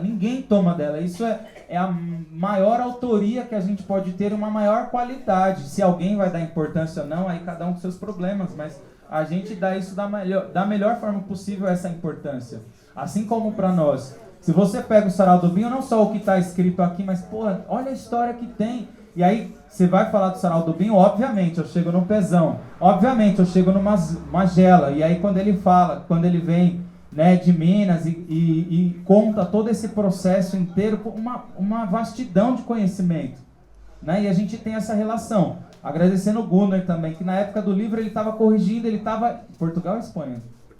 Ele estava em Portugal. Cara, que louco, se eu for falar as coisas que acontecem para as pessoas. A Nayana está agora em Portugal, e aí essas relações de pessoas e jeitos. Aí você está no sarau, aí tem alguém da Argentina, beleza, né? E eu estava no dia, coincidentemente, no bar, quando a gente foi na Argentina, eles apresentaram, quando eles vieram aqui no bar, eu estava no dia. Eu achei aquilo uma coincidência. Aquele casal que apresentou na Argentina, naquela casa. Ah, que fez a viagem de Binho? É, a viagem de Binho. Eles vieram... o negocinho pra gente mostrar? Eles vieram aqui no bar uma vez e por isso que eles foram lá te ver, né? E aí, eu achei isso engraçado. Eu falei assim, aqui no Campo Limpo, aí o pessoal que aparece as loucuras, né? Eles estão visitando e a gente chega na Argentina e eles, não, porque a gente lembrou de vocês. Essas conexões não ficam registradas, né? Então, não dá importância. Esse livro, para mim, ele é muito importante e que não deixa essa história morrer. Não é só 5 páginas contando da história, né, do sarau, pela noite da vela. Não, mas aí vai falar do mestiço, aí tá o nome do pai do Binho, tá o nome de outras pessoas para registrar todo esse processo de várias pessoas que passaram pelo sarau, que eu conheci e que eu não conheci, várias. Então, indiferente do que acontecer da agora para frente, você tem aqui algo, né, para se lembrar. E isso influencia pessoas, né? Eu gosto muito de escutar a história de outras pessoas. Eu sou fascinado, né, de falar assim, olha só que história de pessoa bacana. E isso nos comove. Não comove ouvir a história de outras pessoas, do sucesso? Principalmente se ela é parecida com a que a gente teve ou que a gente tem e a pessoa transformou aquilo, não é impactante? Porra, eu tenho uma aluna que ela mora na rua de baixo de casa e ela está na Universidade Federal de Santa Catarina e o tio dela tocou no bar do Mestiço Forró. Ela ouvia dizer sobre o sarau, começou a frequentar o sarau depois do bar fechado, né? Aí eu apresentei a poesia para ela conheceu o Cieja e ela tá pirando na geografia no Rio Grande, lá na Federal de Santa Catarina. Ela tá fazendo várias coisas. Isso é o poder da inspiração. Com a sua história, você vai multiplicando em muitas outras. Quantas pessoas o Luan já não inspirou? Aliás, eu tenho uma treta com o Luan, 2 tretas, vou falar em público aqui. A primeira treta... Vai lá. Primeira treta é a seguinte, eu estou explicando várias coisas para os meus alunos do 8º ano, mas várias. E falo, e vou, e assovio, chupucando, faço várias coisas para eles entenderem, beleza. Aí tem um sarau na minha escola, bacana. Não é que o desgraçado, um poema que ele recita, o moleque entendeu tudo que ele falou no poema, né? Vamos, reconstruir Palmares. Ele começou a falar várias coisas que eu falava em sala e ele não lembrava uma coisa que eu falava. E o Luan, com uma poesia e o sarau, destravou todo esse processo nele, cara. Eu achei isso muito louco. E outra foi na defesa do mestrado, né? Que aí você tem que falar lá. Aí o pessoal da banca falou assim, tá aí, tinha que ser assim. Né? Aí o Luan recitou e ele quis dar a entender que falou, tá aí, é assim que se faz. Eu falei, pô, Luan, cada lugar que eu vou, você mostra, cara. Então é um pouco isso, né? Mas olha a importância, o Luan tá vivo. E uma das coisas que meu aluno falou é, professor, ele tá vivo, né? Ele escreveu o livro, ele tá vivo, eu pego o ônibus com ele. Eu pego o ônibus com ele, eu já vi ele na rua, eu já fiz isso. Então trazer para o mundo dos normais, do que é possível, não tem preço. Como assim eu posso fazer um livro? Lá no CEI já tem um senhor que não deu para vir hoje, mas ele, cara, Diego, ele tá contente pra caramba que ele quer fazer o livro dele. Quem disse que ele não pode fazer? Contar a sua história. Quem disse que a sua história não é importante? Que a nossa história não é importante? Só para aproveitar o gancho, eu me recordo de algumas vezes eu vindo de Foz do Iguaçu, né, para cá, chegando lá na Luz, pegando o metrô ou no busão assim, alguma pessoa, no busão, algum jovem, alguma senhora, alguém me encontrar e falar: você é de Sarau do Binho, não é? Sou. Nossa, já vi esse trabalho. Eu me recordo especificamente de um guri, uma escola que a gente foi, de um menino Tony Insulina, não lembro o nome dele, Binho, mas de lá de Interlagos, perto do Thiago Carmarte, né? A gente foi apresentar o Sarau lá e esse menino dessa escola, e ele me falar, e eu na Luz, o menino lá de Interlagos, e o primeiro dia que eu cheguei também na universidade para fazer minha matrícula em 2015, lá em Foz do Iguaçu, eu estava todo perdido, com aquele frio na barriga, aquele medo, chegando numa outra cidade nova, deixando tudo aqui, que eu nunca consigo deixar, mas deixando naquele momento. E aí, na hora que eu ia fazer a matrícula, uma menina olhou assim pra mim, deu um sorriso bonito e falou: você é de Sarau do Binho, não é? Nossa! E ela falou assim: Foz do Iguaçu, cara, 1.000 quilômetros daqui. Justamente, 1.200 quilômetros, 1.100 quilômetros daqui. Não, nem tava de camiseta, nossa, eu tava triste. Eu tava feliz na universidade, mas triste de estar longe, né? E aí ela falou: vocês foram lá no cursinho lá do... onde o Eleus trabalha, como é que é o nome? Ação Educativa. Né? E aí eles falaram de uma manhã, que foi às 8 horas da manhã, fomos eu e Camila Brasil, cedo, o Binho falou: não, será que vocês conseguem? Porque naquela época, na época frenética de Sarau, os poetas não conseguiam muito cedo, né? Ou trabalhavam também. E eu fiquei muito contente, né? E eu fico sempre muito contente quando eu encontro pessoas que olham pra gente aí no mundão e às vezes você fala: esse cara tá reparando só no alagador, de repente a pessoa chega e fala: não, mas é que eu te vi apresentando em tal lugar, é que eu vi, e tem essa referência. E a gente tava na academia tentando, entre os trancos e barrancos também, né, velho? Fomentar algo mais e defender as nossas perspectivas, a nossa fala a partir de nós mesmos. E, cara, é muito emocionante, é uma honra ter vocês todos aqui e ver esse evento maravilhoso estar aqui, assim, é uma honra ter a Sônia, é uma honra ter o Diego, muita gratidão, e era só isso.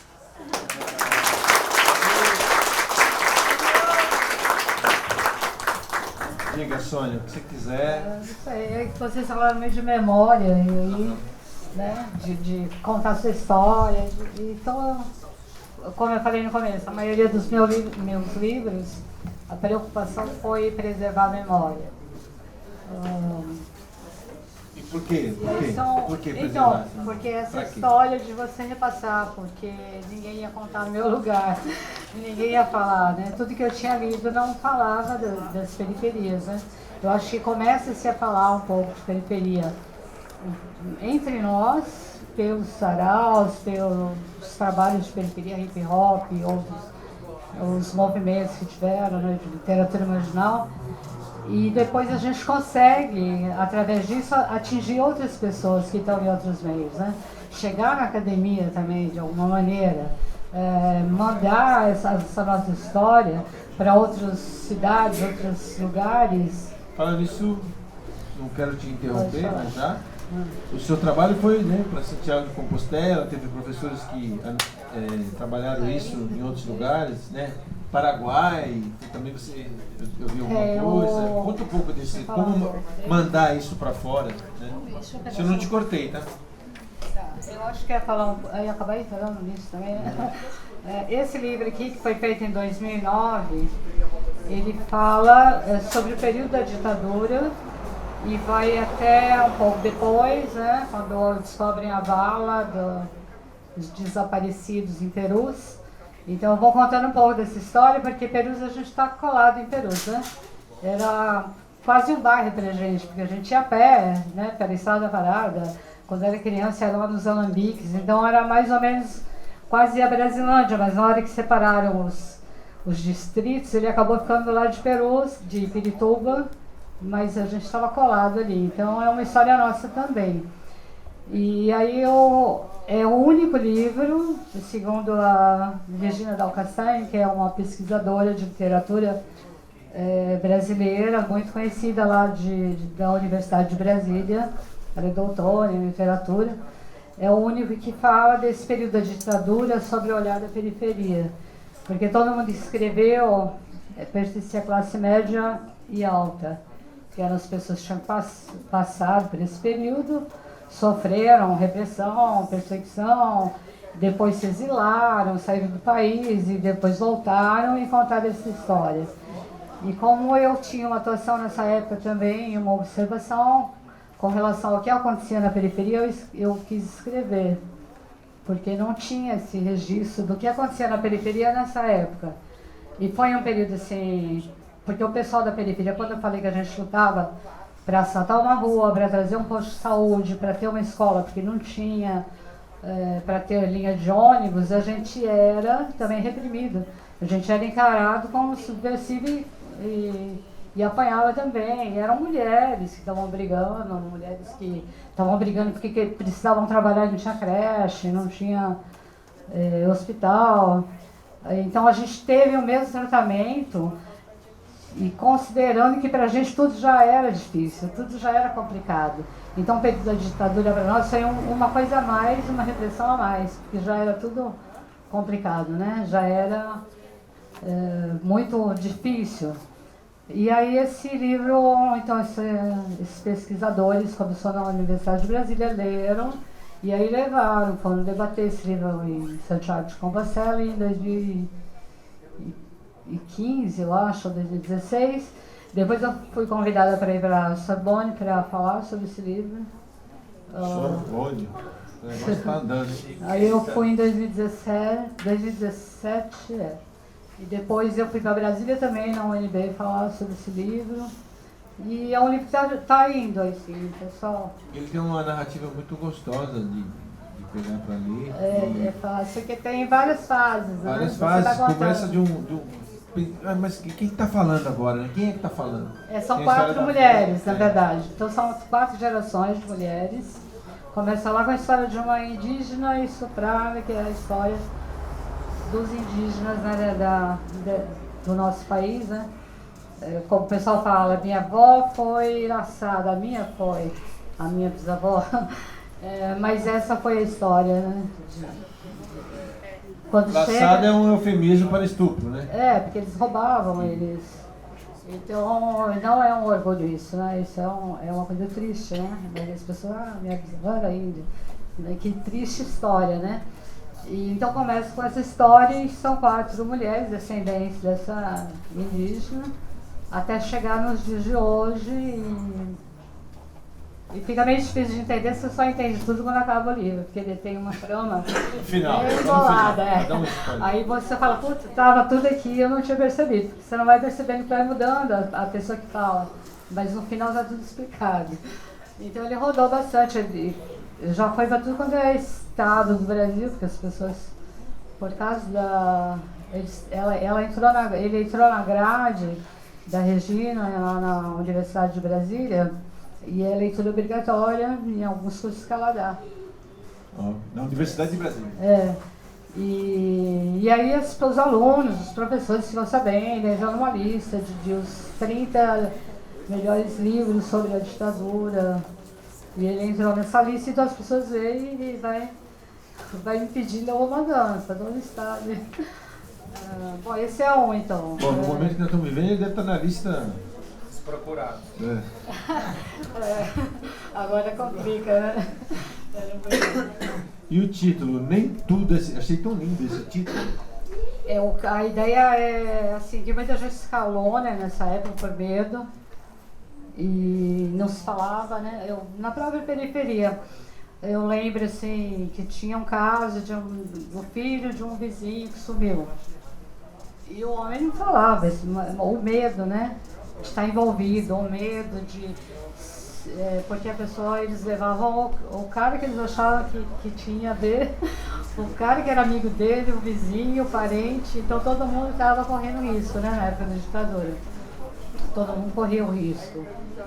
Então o pessoal preferia dizer que não sabia de nada, que ficava quieto. Mas as mulheres, no caso do livro, resolvem falar, né?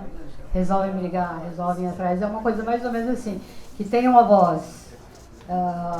Eu tenho uma coisa que eu falo aqui, que eu sempre penso até eu citei um pedacinho, a história da roupa do rei, que todo mundo conhece, né? De criança.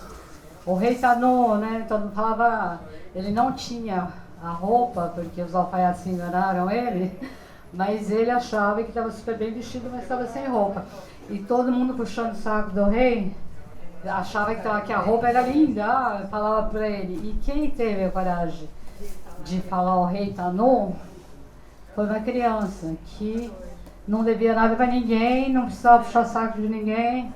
Então, de alguma maneira, alguém tem que ter a coragem de falar a verdade, alguém tem que ter a coragem, né, de denunciar o que está vendo e de não ficar aí achando que tem que puxar o saco, que tem que abaixar a cabeça.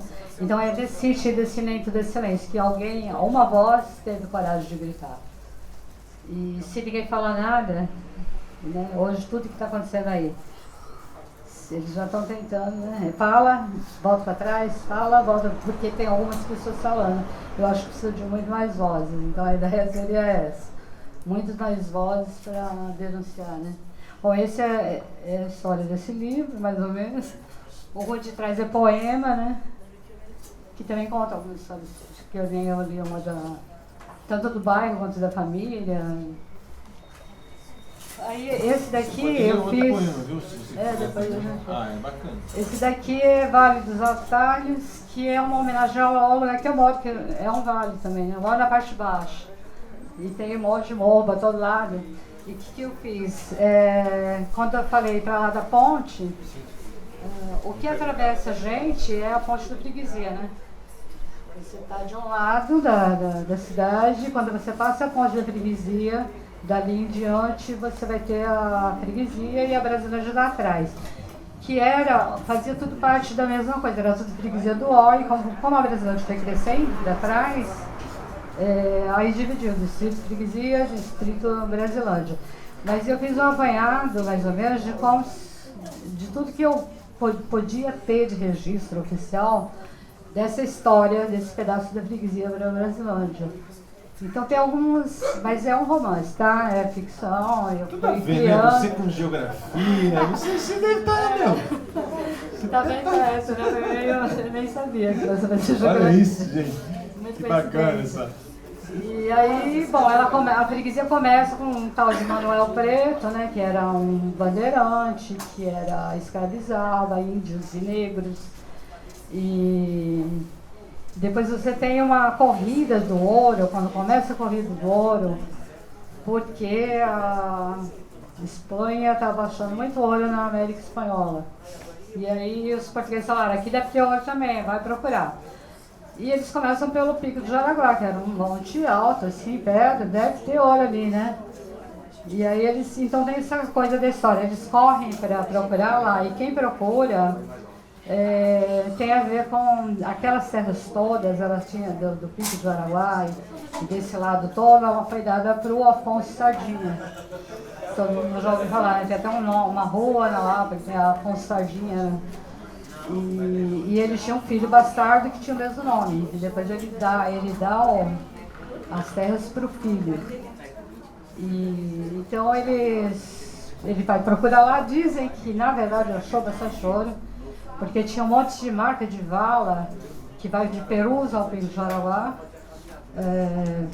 E aí, só que eles esconderam, né? Mas aí dali é que cria-se essa coisa da corrida do ouro, saem do Pico do Jaraguá e vão entrando e chegam em Minas. Então eu conto um pouco desse negócio, mas aí eu misturo procurando as lendas indígenas, porque tinha indígena na região e ainda tem, né? Do lado ali. E também na minha parte, aí eu vi que do lado da minha casa, do lado, no primeiro morro, só tem negro que mora ali. E aí fui pesquisar isso e falei, putaria, era um quilombo, porque você vem pelo rio e depois tem um morro bem alto, era um lugar que dava para eles olharem, porque eram fugitivos e tal. Então também coloco um pouquinho assim dessa história. E vou indo. No Vale dos Atalhos.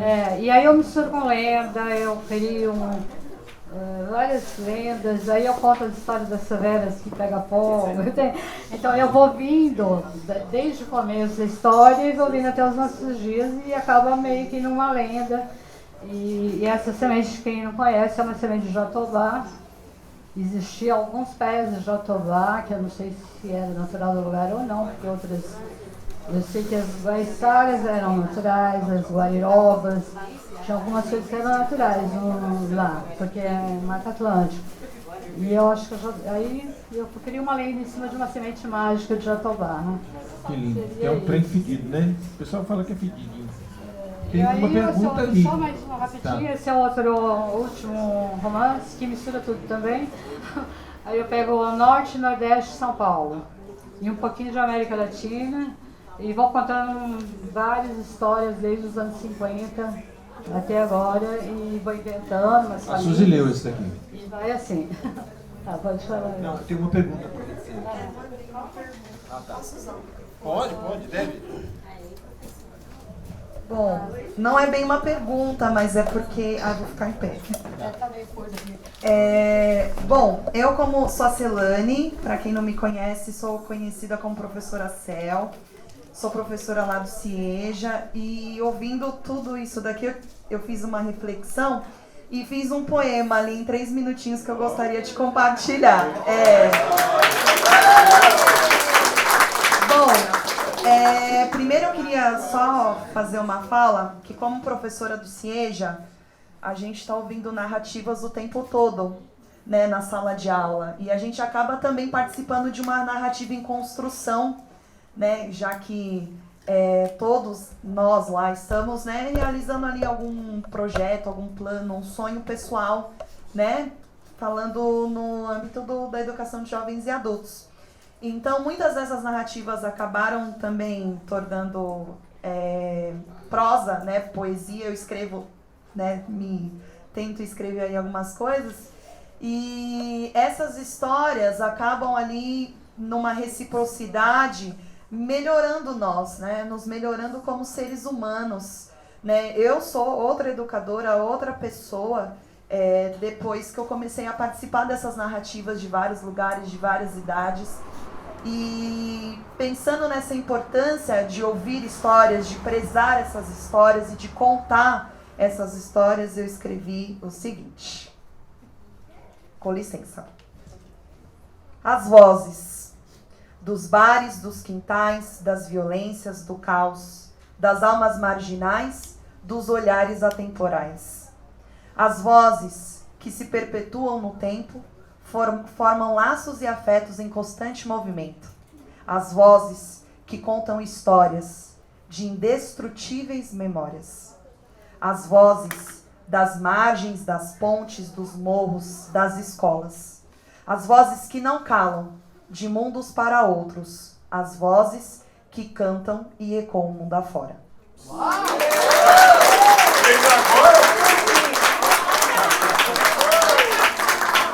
É isso, são todas as vozes aqui.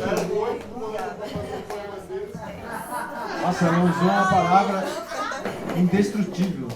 No João de Barros tem um versinho que fala assim: morrer é uma coisa indestrutível. Morrer é uma coisa indestrutível. É quase indestrutível. Não sei, mas ele usou essa palavra. Obrigado, viu? Obrigado, viu? Valeu. Tem mais alguém que queria perguntar alguma coisa? Sim? Se tiver mais ninguém. Pergunta? É uma pergunta? Tem. Tá. A gente é amigo e a gente gosta de constranger. Eu conheço a Sônia, sei lá, Sônia, você já estava pensando que a gente se conhece faz quase 20 anos. E desde quando eu conheci a Sônia, ela conta a história, assim, mas ela contava na beira ali da casa dela, na mesa, fazendo comida. Contava pra mim e pra mais alguém que fosse lá. É isso, sei lá quando é, há 20 anos atrás. E aí agora vem a Sônia contando pra esse montão de gente, né? Contando na Sorbonne, contando não sei aonde, contando aqui, num espaço desse, sagrado. Como é? Depois desse tempo todo, ver essa galera toda que veio aqui também de alguma forma pra ouvir essas histórias. Isso é uma, né? E acho que vale, né, esse tipo de pergunta? Vale. Estamos aqui pra isso. Outra coisa é o Diego, né, meu? Você vai contando dessa trajetória, mano.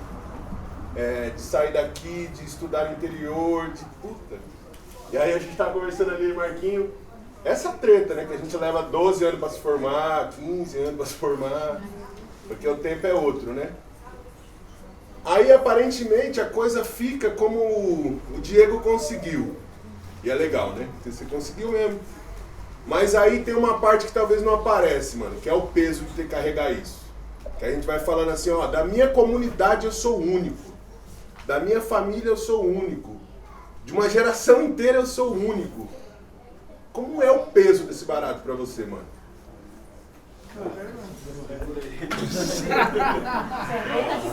O Binho falou que podia, irmão. Segura essa bomba. Então, eu sempre gostei de contar, né? E você ficou? Mas assim, até nos anos 70, 80, até 90 mais ou menos, eu participei de uma entidade que a gente cuidava de crianças, a gente fazia eventos culturais, eu era de uma diretoria, de uma ação comunitária a todos os irmãos. E também eu participei dos movimentos da Igreja Católica ligados à teologia da libertação, né? Então estava envolvido em sindicatos, não só na igreja, porque a gente foi partindo daí para outras coisas. Então tinha um campo de pessoas também para ouvir, para falar, para fazer coisas sobre cultura, eu acho que... E depois deu uma varada, porque eu também saí, casei, tive 3 filhos, e comecei a não ter tempo também, trabalhava, sempre trabalhei. Teve uma época que eu estava 10 anos na Bolsa de Valores, saí de lá com a cabeça tamanho de um bonde. Eu trabalhava na parte de comunicação, fazendo um boletim diário, mas era aquelas coisas lá, né? Subiu, desceu, a apresentação não tinha nada a ver com o que eu gostava. E eu comecei a fazer um jornalzinho de bairro, porque eu usava a máquina lá, podia usar e distribuir. Então tinha alguma maneira de escrever, de falar, de entrar em contato com as pessoas. Aí depois eu, com os filhos, então eu dei uma varada de quase 20 anos. Assim. Eu escrevi algumas coisas, mas eu não tinha mais um grupo, não tinha mais um lugar, assim, fazia pequenas coisas, né? Quando dava, ia em algum evento, mas era raro. Então acho que quando eu entro, quando vocês, né, porque a ideia foi de vocês de criar o sarau, e logo de cara como o Wagner ia muito em casa antes da história do sarau, né? Porque estudava com meus filhos. E aí eu lia muito livro, emprestava livro, e fazia até um jornalzinho, não sei se você estava com o Diego e a Flávia e tal. E às vezes eu digitava lá um jornalzinho para eles. Então quando eles têm a ideia de fazer o sarau, aí meio que eu volto, né? Eu fazia as coisas que meio volta a ter espaço, vamos dizer. E logo de cara, quando a gente ganha vai, o primeiro livro era meu, né? Tinha esse Rua de Trás, mas foi feito com outra menina. Metade meu, metade da Bárbara. Depois eu reeditei ele uma segunda vez, sozinha, com ampliado. Então você começa a ter novo espaço, mas mesmo assim, os livros só vêm depois, né, com o sarau. Eu não tinha escrito nenhum livro antes. E aí você vai, assim, tava na Brasilândia, né, só. E de repente você sentir que isso chegou para, como você falou no começo, não até esqueceu, né? Depois fui para o Paraguai, fui para o Chile, fui para a Argentina, fui para Cuba, fui para a França. Então, o negócio andou, né? Muito mais do que eu esperava, porque eu fui sair do Brasil a primeira vez, eu tinha 55 anos. Eu nunca tive dinheiro, nem como, né, ir para lugar nenhum. Eu comecei a ir, eu tenho 62 agora. Então faz 7 anos que eu consegui sair e ir para alguns lugares por causa da literatura. Eu acho que isso é muito gratificante. E mesmo estar aqui, né, na Zona Sul, que é tão longe, né, se você for ver. Agora, assim, eu já vi na Zona Sul algumas vezes, nos anos 70, talvez alguns conheçam. Quando eu falei de teologia da libertação, Igreja Católica, o pessoal que trabalhava lá na minha área eram missionários de São Patrício, que eram irlandeses, que era da mesma comunidade do Padre Jaime, que é daqui da Zona Sul. Então, nos anos 70, eu vim algumas vezes, a gente falava Pirajussara. Vamos para Pirajussara, que era a casa do Padre Jaime na época, não sei onde ele está morando agora, mas na época era lá. E tinha umas irmãs também, a Sheila, algumas que eram da turma e eu vinha e a gente fazia alguns trabalhos, quer dizer, mas aqui pra mim era um negócio muito estranho. Eu vinha atrás de uma moto e era longe pra caramba, frio na época, garoava, 70 e pouco, sabe? E meio mato, assim, não tinha quase nada por aqui. E depois nunca mais eu vim, porque eu saí desses movimentos e assim, é interessante que eu vinha vindo, a gente passou e eu vi uma placa escrito Pirajussara. Eu falei, faz 40 anos que eu não venho aqui. Assim, eu vim aqui na sua casa, mas que eu não vi essa placa, que eu não vi esse nome. Pra gente aqui é tão familiar, né, Pirajussara? Todo dia se fala. Eu acho assim muito legal, porque eu vim aqui há muito tempo atrás se fazer alguma coisa, mas que era bem diferente. E o nosso pai é fundador do Pirajussara. Literalmente, né? Interessante. Então foi isso. Eu não sei se eu tinha falado para ler alguma coisa ou não. Leia. Conversa vai, conversa vem. Mas assim, falando dessa coisa do tempo, né? Ela vai de um poema e ele... Eu tenho que responder. Não, mas fala o poema. O poema que é... Esse é mais ou menos novo, esse é recente. Que não seja tarde. Haveremos de emudecer o pranto, a dor, a angústia. Haveremos de sair da penumbra, das ruínas, das prisões. Haveremos de arrancar as grades, escancarar janelas, portas e saudar os raios do sol. Haveremos de cruzar as fronteiras da esperança e enxergar a realidade, sem culpas, sem sombras, sem mentiras. Haveremos de evocar, decorar, gritar o nome dos injustiçados, guardados em nossa memória. Haveremos de enfrentar o medo, a angústia, de quebrar as algemas, de transpor as portas das tormentas, de reviver todas as faces da rebeldia. Haveremos de reaprender a lutar, a voar, a transbordar de sonhos os nossos dias. Yeah.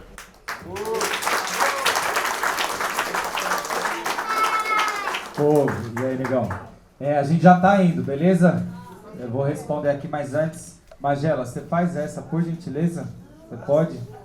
Uma salva de palmas pro Magela. Uma surpresa ultra mega combinada. Agora.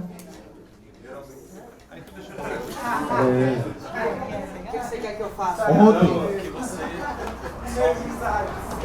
Que a gente ensaiou bastante. O que a Sônia acabou de ler aqui, ó. Só porque, imagina, conversa vai, conversa vem. Ontem, em cima da laje aqui, eu estava estudando o Diego, né? Lendo o Diego e a Sônia, né? Para me preparar para hoje. E eu escrevi, dialoga com o seu poema, eu escrevi: as sombras estão crescendo e o sol está indo embora. É um verso pequeno, assim, mas é refletindo nesse tempo que nós estamos vivendo. Bem, boa noite. Boa noite. Mas o sol O sol há de brilhar mais uma vez. Eu vou tocar uma música aqui pra vocês que tá no meu CD, Minhas Canções, que ele conhece. Não vou falar muito não, que é pra vocês. Tem muita gente pra falar ainda, né? Bom, meu nome é Geraldo Magela, sou mineiro, Aisson. Aí falar que essa música aqui era a música preferida da Tula Pilar, que a gente estava ensaiando 3 dias antes dela falecer. A gente estava ensaiando pro aniversário dela, que ela falava: Magela, você deixou cantar sua música? Eu falei: Pilar é sua, né? E era a música que ela gostava bastante, que é essa aqui.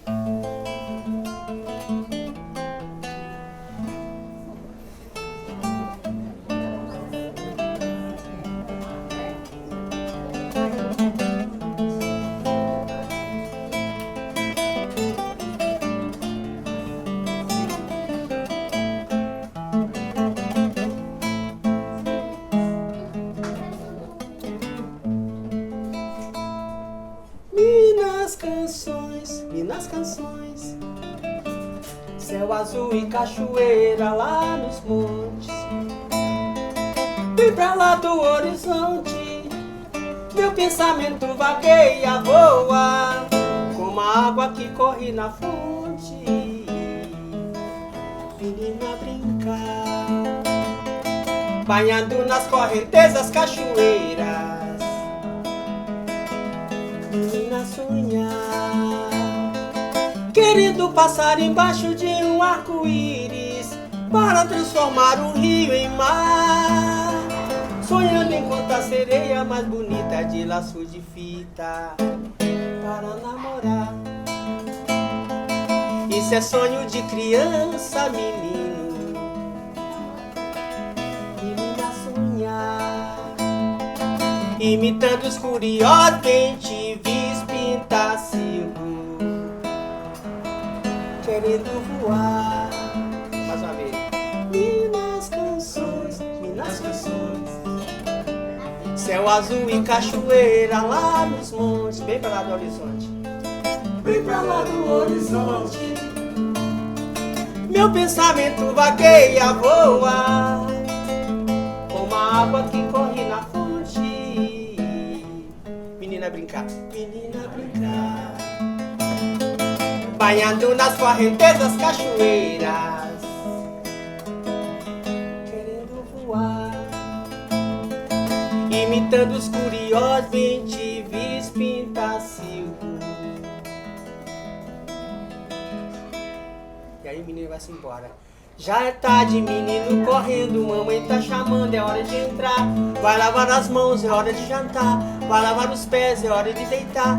Vai rezar para papai do céu, para você crescer e ajudar a mamãe. Nananana. Ina ina na vera, ina ina na vera, mais uma vez pro menino voltar, né? Já é tarde, menino correndo, mamãe tá chamando, é hora de entrar. Vai lavar as mãos, é hora de jantar. Vai lavar os pés, é hora de deitar. Vai rezar para papai do céu, para você crescer e ajudar a mamãe. Nananana. Ina ina na vera, ina ina na vera, na ya.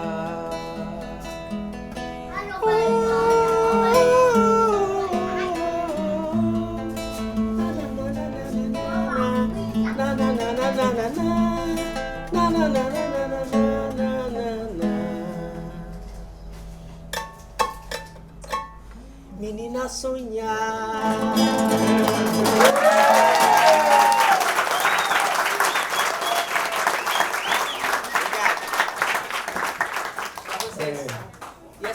E essa música tá no meu CD Minas Canções, que é também essa história da ela fazer a poesia rápida, né? Viu? Essa música também eu tinha feito CD Minas Canções e faltava uma música que falasse do CD, e aí andando da sala pra cozinha, e eu fiz essa música em 20 minutos. Eu fiz essa música, né? A viagem de Minas mentalmente, né? A gente foi buscando, aí eu fiz, e é isso. Valeu, Magé! Bom, isso, uma salva de palmas para Magé. Eu acho que, respondendo Wagner, assim, eu acho que, cara, acho que tudo na vida é pesado, né? Na verdade, assim, né? Tudo na vida é pesado, tudo, né? Negro, filho de nordestino e tal, uma série de outras coisas. Mas eu vejo de outra perspectiva, né? Minha esposa tá ali, meu filho tá aqui. Eu olho pra frente que eu tenho uma grande responsabilidade. Eu era um dos poucos na sala, eu era aquele que, como vai fazer cursinho no interior também pouco. Aí no mestrado, fiquei 4 anos, a gente vê a maneira como faz, mas não como entra. Para entrar eu demorei 4 anos. Até o professor falar assim, porra, você vem com essa história de movimento negro, aí você vem falar disso aqui, né? E coisas assim do tipo. E é resistência, né? Eu brinco que o não eu já tenho. O não eu já tenho e eu vou tentar, nas brechas do sistema, eu tô brincando assim, ó, o buraco de Nárnia, né? Falar assim, ó, é essa a imaginação, é aqui que eu vou entrar. E a última proeza foi que eu passei no doutorado recentemente, né? E aí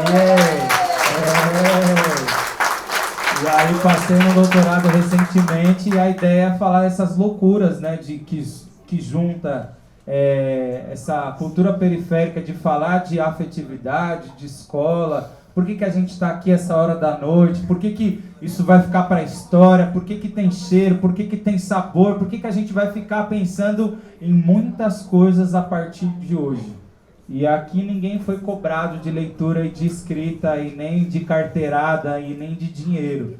A gente foi tratado igualmente e potencializou isso para frente, sabe?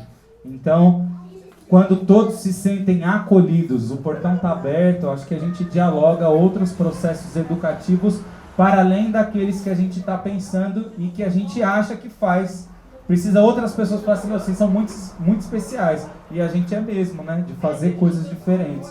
Então, eu luto por não ser mais um ou ser o único, sempre, né? Mas sempre trazer mais pessoas. E é um puta peso, cara. E agora eu tô gerenciando uma escola que é reconhecida e ficou 20 anos na mão de uma senhora, né? Branca, italiana. E agora eu, enquanto negro da periferia, né? E tentar administrar e gerenciar todo esse processo. Eu falo assim, cara, o destino, alguém lá de cima fala assim, ó, tá aí, você vai ter algumas dificuldades aí pra passar na vida aí, né? Algumas, assim, alguma, mas eu tô aprendendo e eu estou envelhecendo, né? Experienciando, mas fisicamente, além da mentalmente, fisicamente eu tô envelhecendo e eu tô querendo falar assim, a vida é essa, se eu tô aqui vai dar certo e juntar com pessoas. E o Sarau faz muito disso, né? Por que a gente é tão importante? Criança aprende junto, senhor, senhora, quem sabe ler, quem não sabe, tá todo mundo aprendendo. Todo mundo aqui sai com uma pulga atrás da orelha. Imagina chegar num lugar e ter um banquete. Quem imaginou que ia acontecer isso hoje? Quem aqui? Levanta a mão. Nem eu. Nem eu vi. Ninguém imaginou que ia ser assim. Eu cheguei atrasado, eu. Quero ver se sobrou pra mim, hein? A estratégia da Suzy já derruba o exército quando chega. Deixa comigo que eu vou derrubar todo mundo. Aí derrubou todo mundo. E a gente sai agora, né, com a cabeça fervilhando de informações e de outras coisas e que nos levam para melhor, né? Nos levam para outro lugar melhor do que o que a gente entrou. Isso que é o mágico da educação. E é uma casa. E é uma casa. Com cadeiras uma atrás da outra. É uma roda, esse afeto aqui. A nossa história importa. Viva Suzy!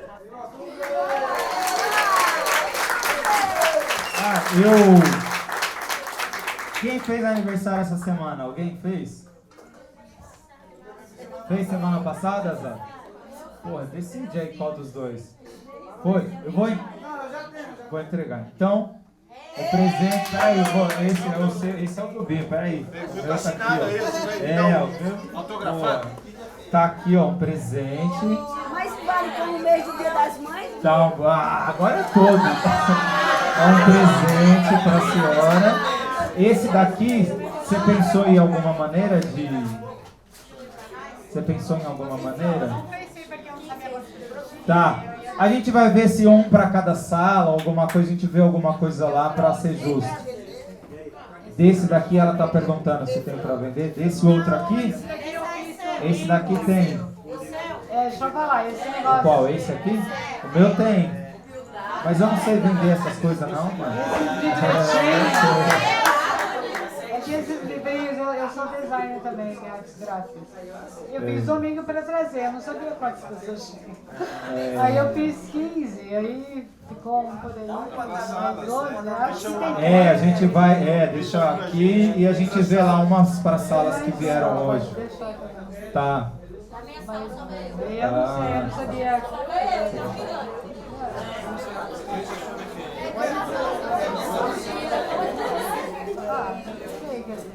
Gente, estamos só um minutinho que a Sônia vai encerrar aqui. Você quer falar mais alguma coisa? Foi curto assim, né? Hoje. Normalmente às vezes a gente demora mais um pouquinho. Mas por questão de horário de vocês, respeitando aí, a Sônia então encerra com um poema, alguma coisa que ela queira aí dizer pra gente. Vamos pensar em ver alguma coisa, talvez. E agradecer muito quem veio, Neide, obrigado, todo mundo que veio, né? Vagnão também, que veio aí junto. Oliveira, todo mundo que veio de longe, vocês todos aí, ó, muito obrigado, gente, né? Foi um dia muito importante para a gente aqui. Realmente a Suzy trabalhou bastante, né? Para deixar a gastronomia periférica também, né? Presente, né? Então, muito obrigado a todo mundo que veio, viu?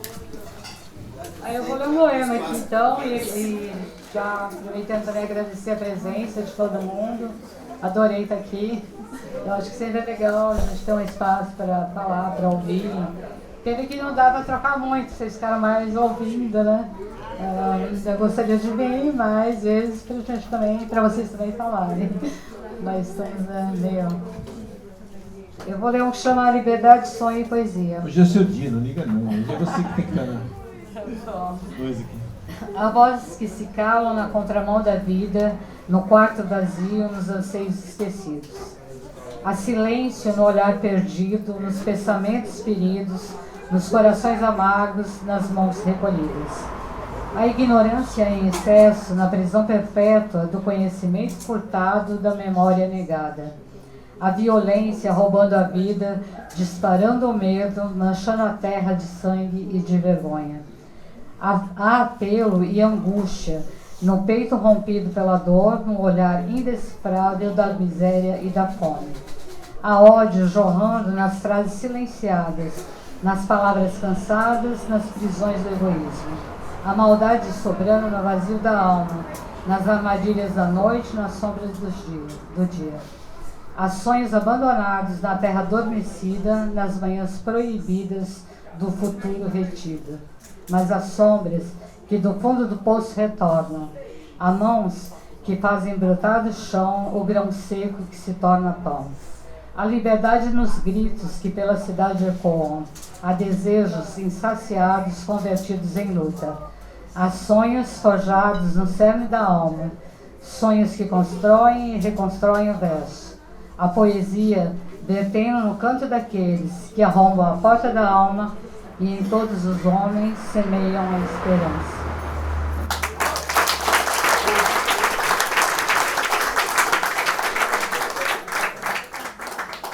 Galera, muitíssimo obrigado nesse rolê aí. O ônibus ele tá aqui atrás, se a gente puder fazer essa força.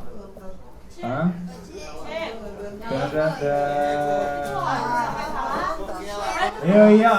Olha, eles estão ligeiríssimos, né? O cheiro da lavanda, né? Além dele ser terapêutico, era para lembrar do dia de hoje, porque aí quando a gente está falando de emoção, a gente tem o ouvido, né? A questão do cheiro, do sabor, era para completar o ciclo, né?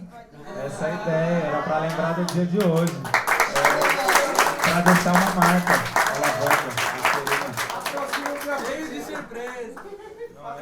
Valeu.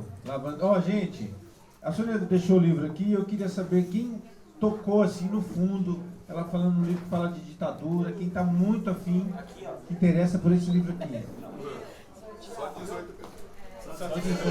Aí você compartilha com outros depois, tá bom? Ó, tem mais um aqui, ó, Rua de Trás, quem se interessou? Eita, mano. Agora, ó, Vale dos Atalhos. Eita, você tá aí. Ó, troca com ela, depois você...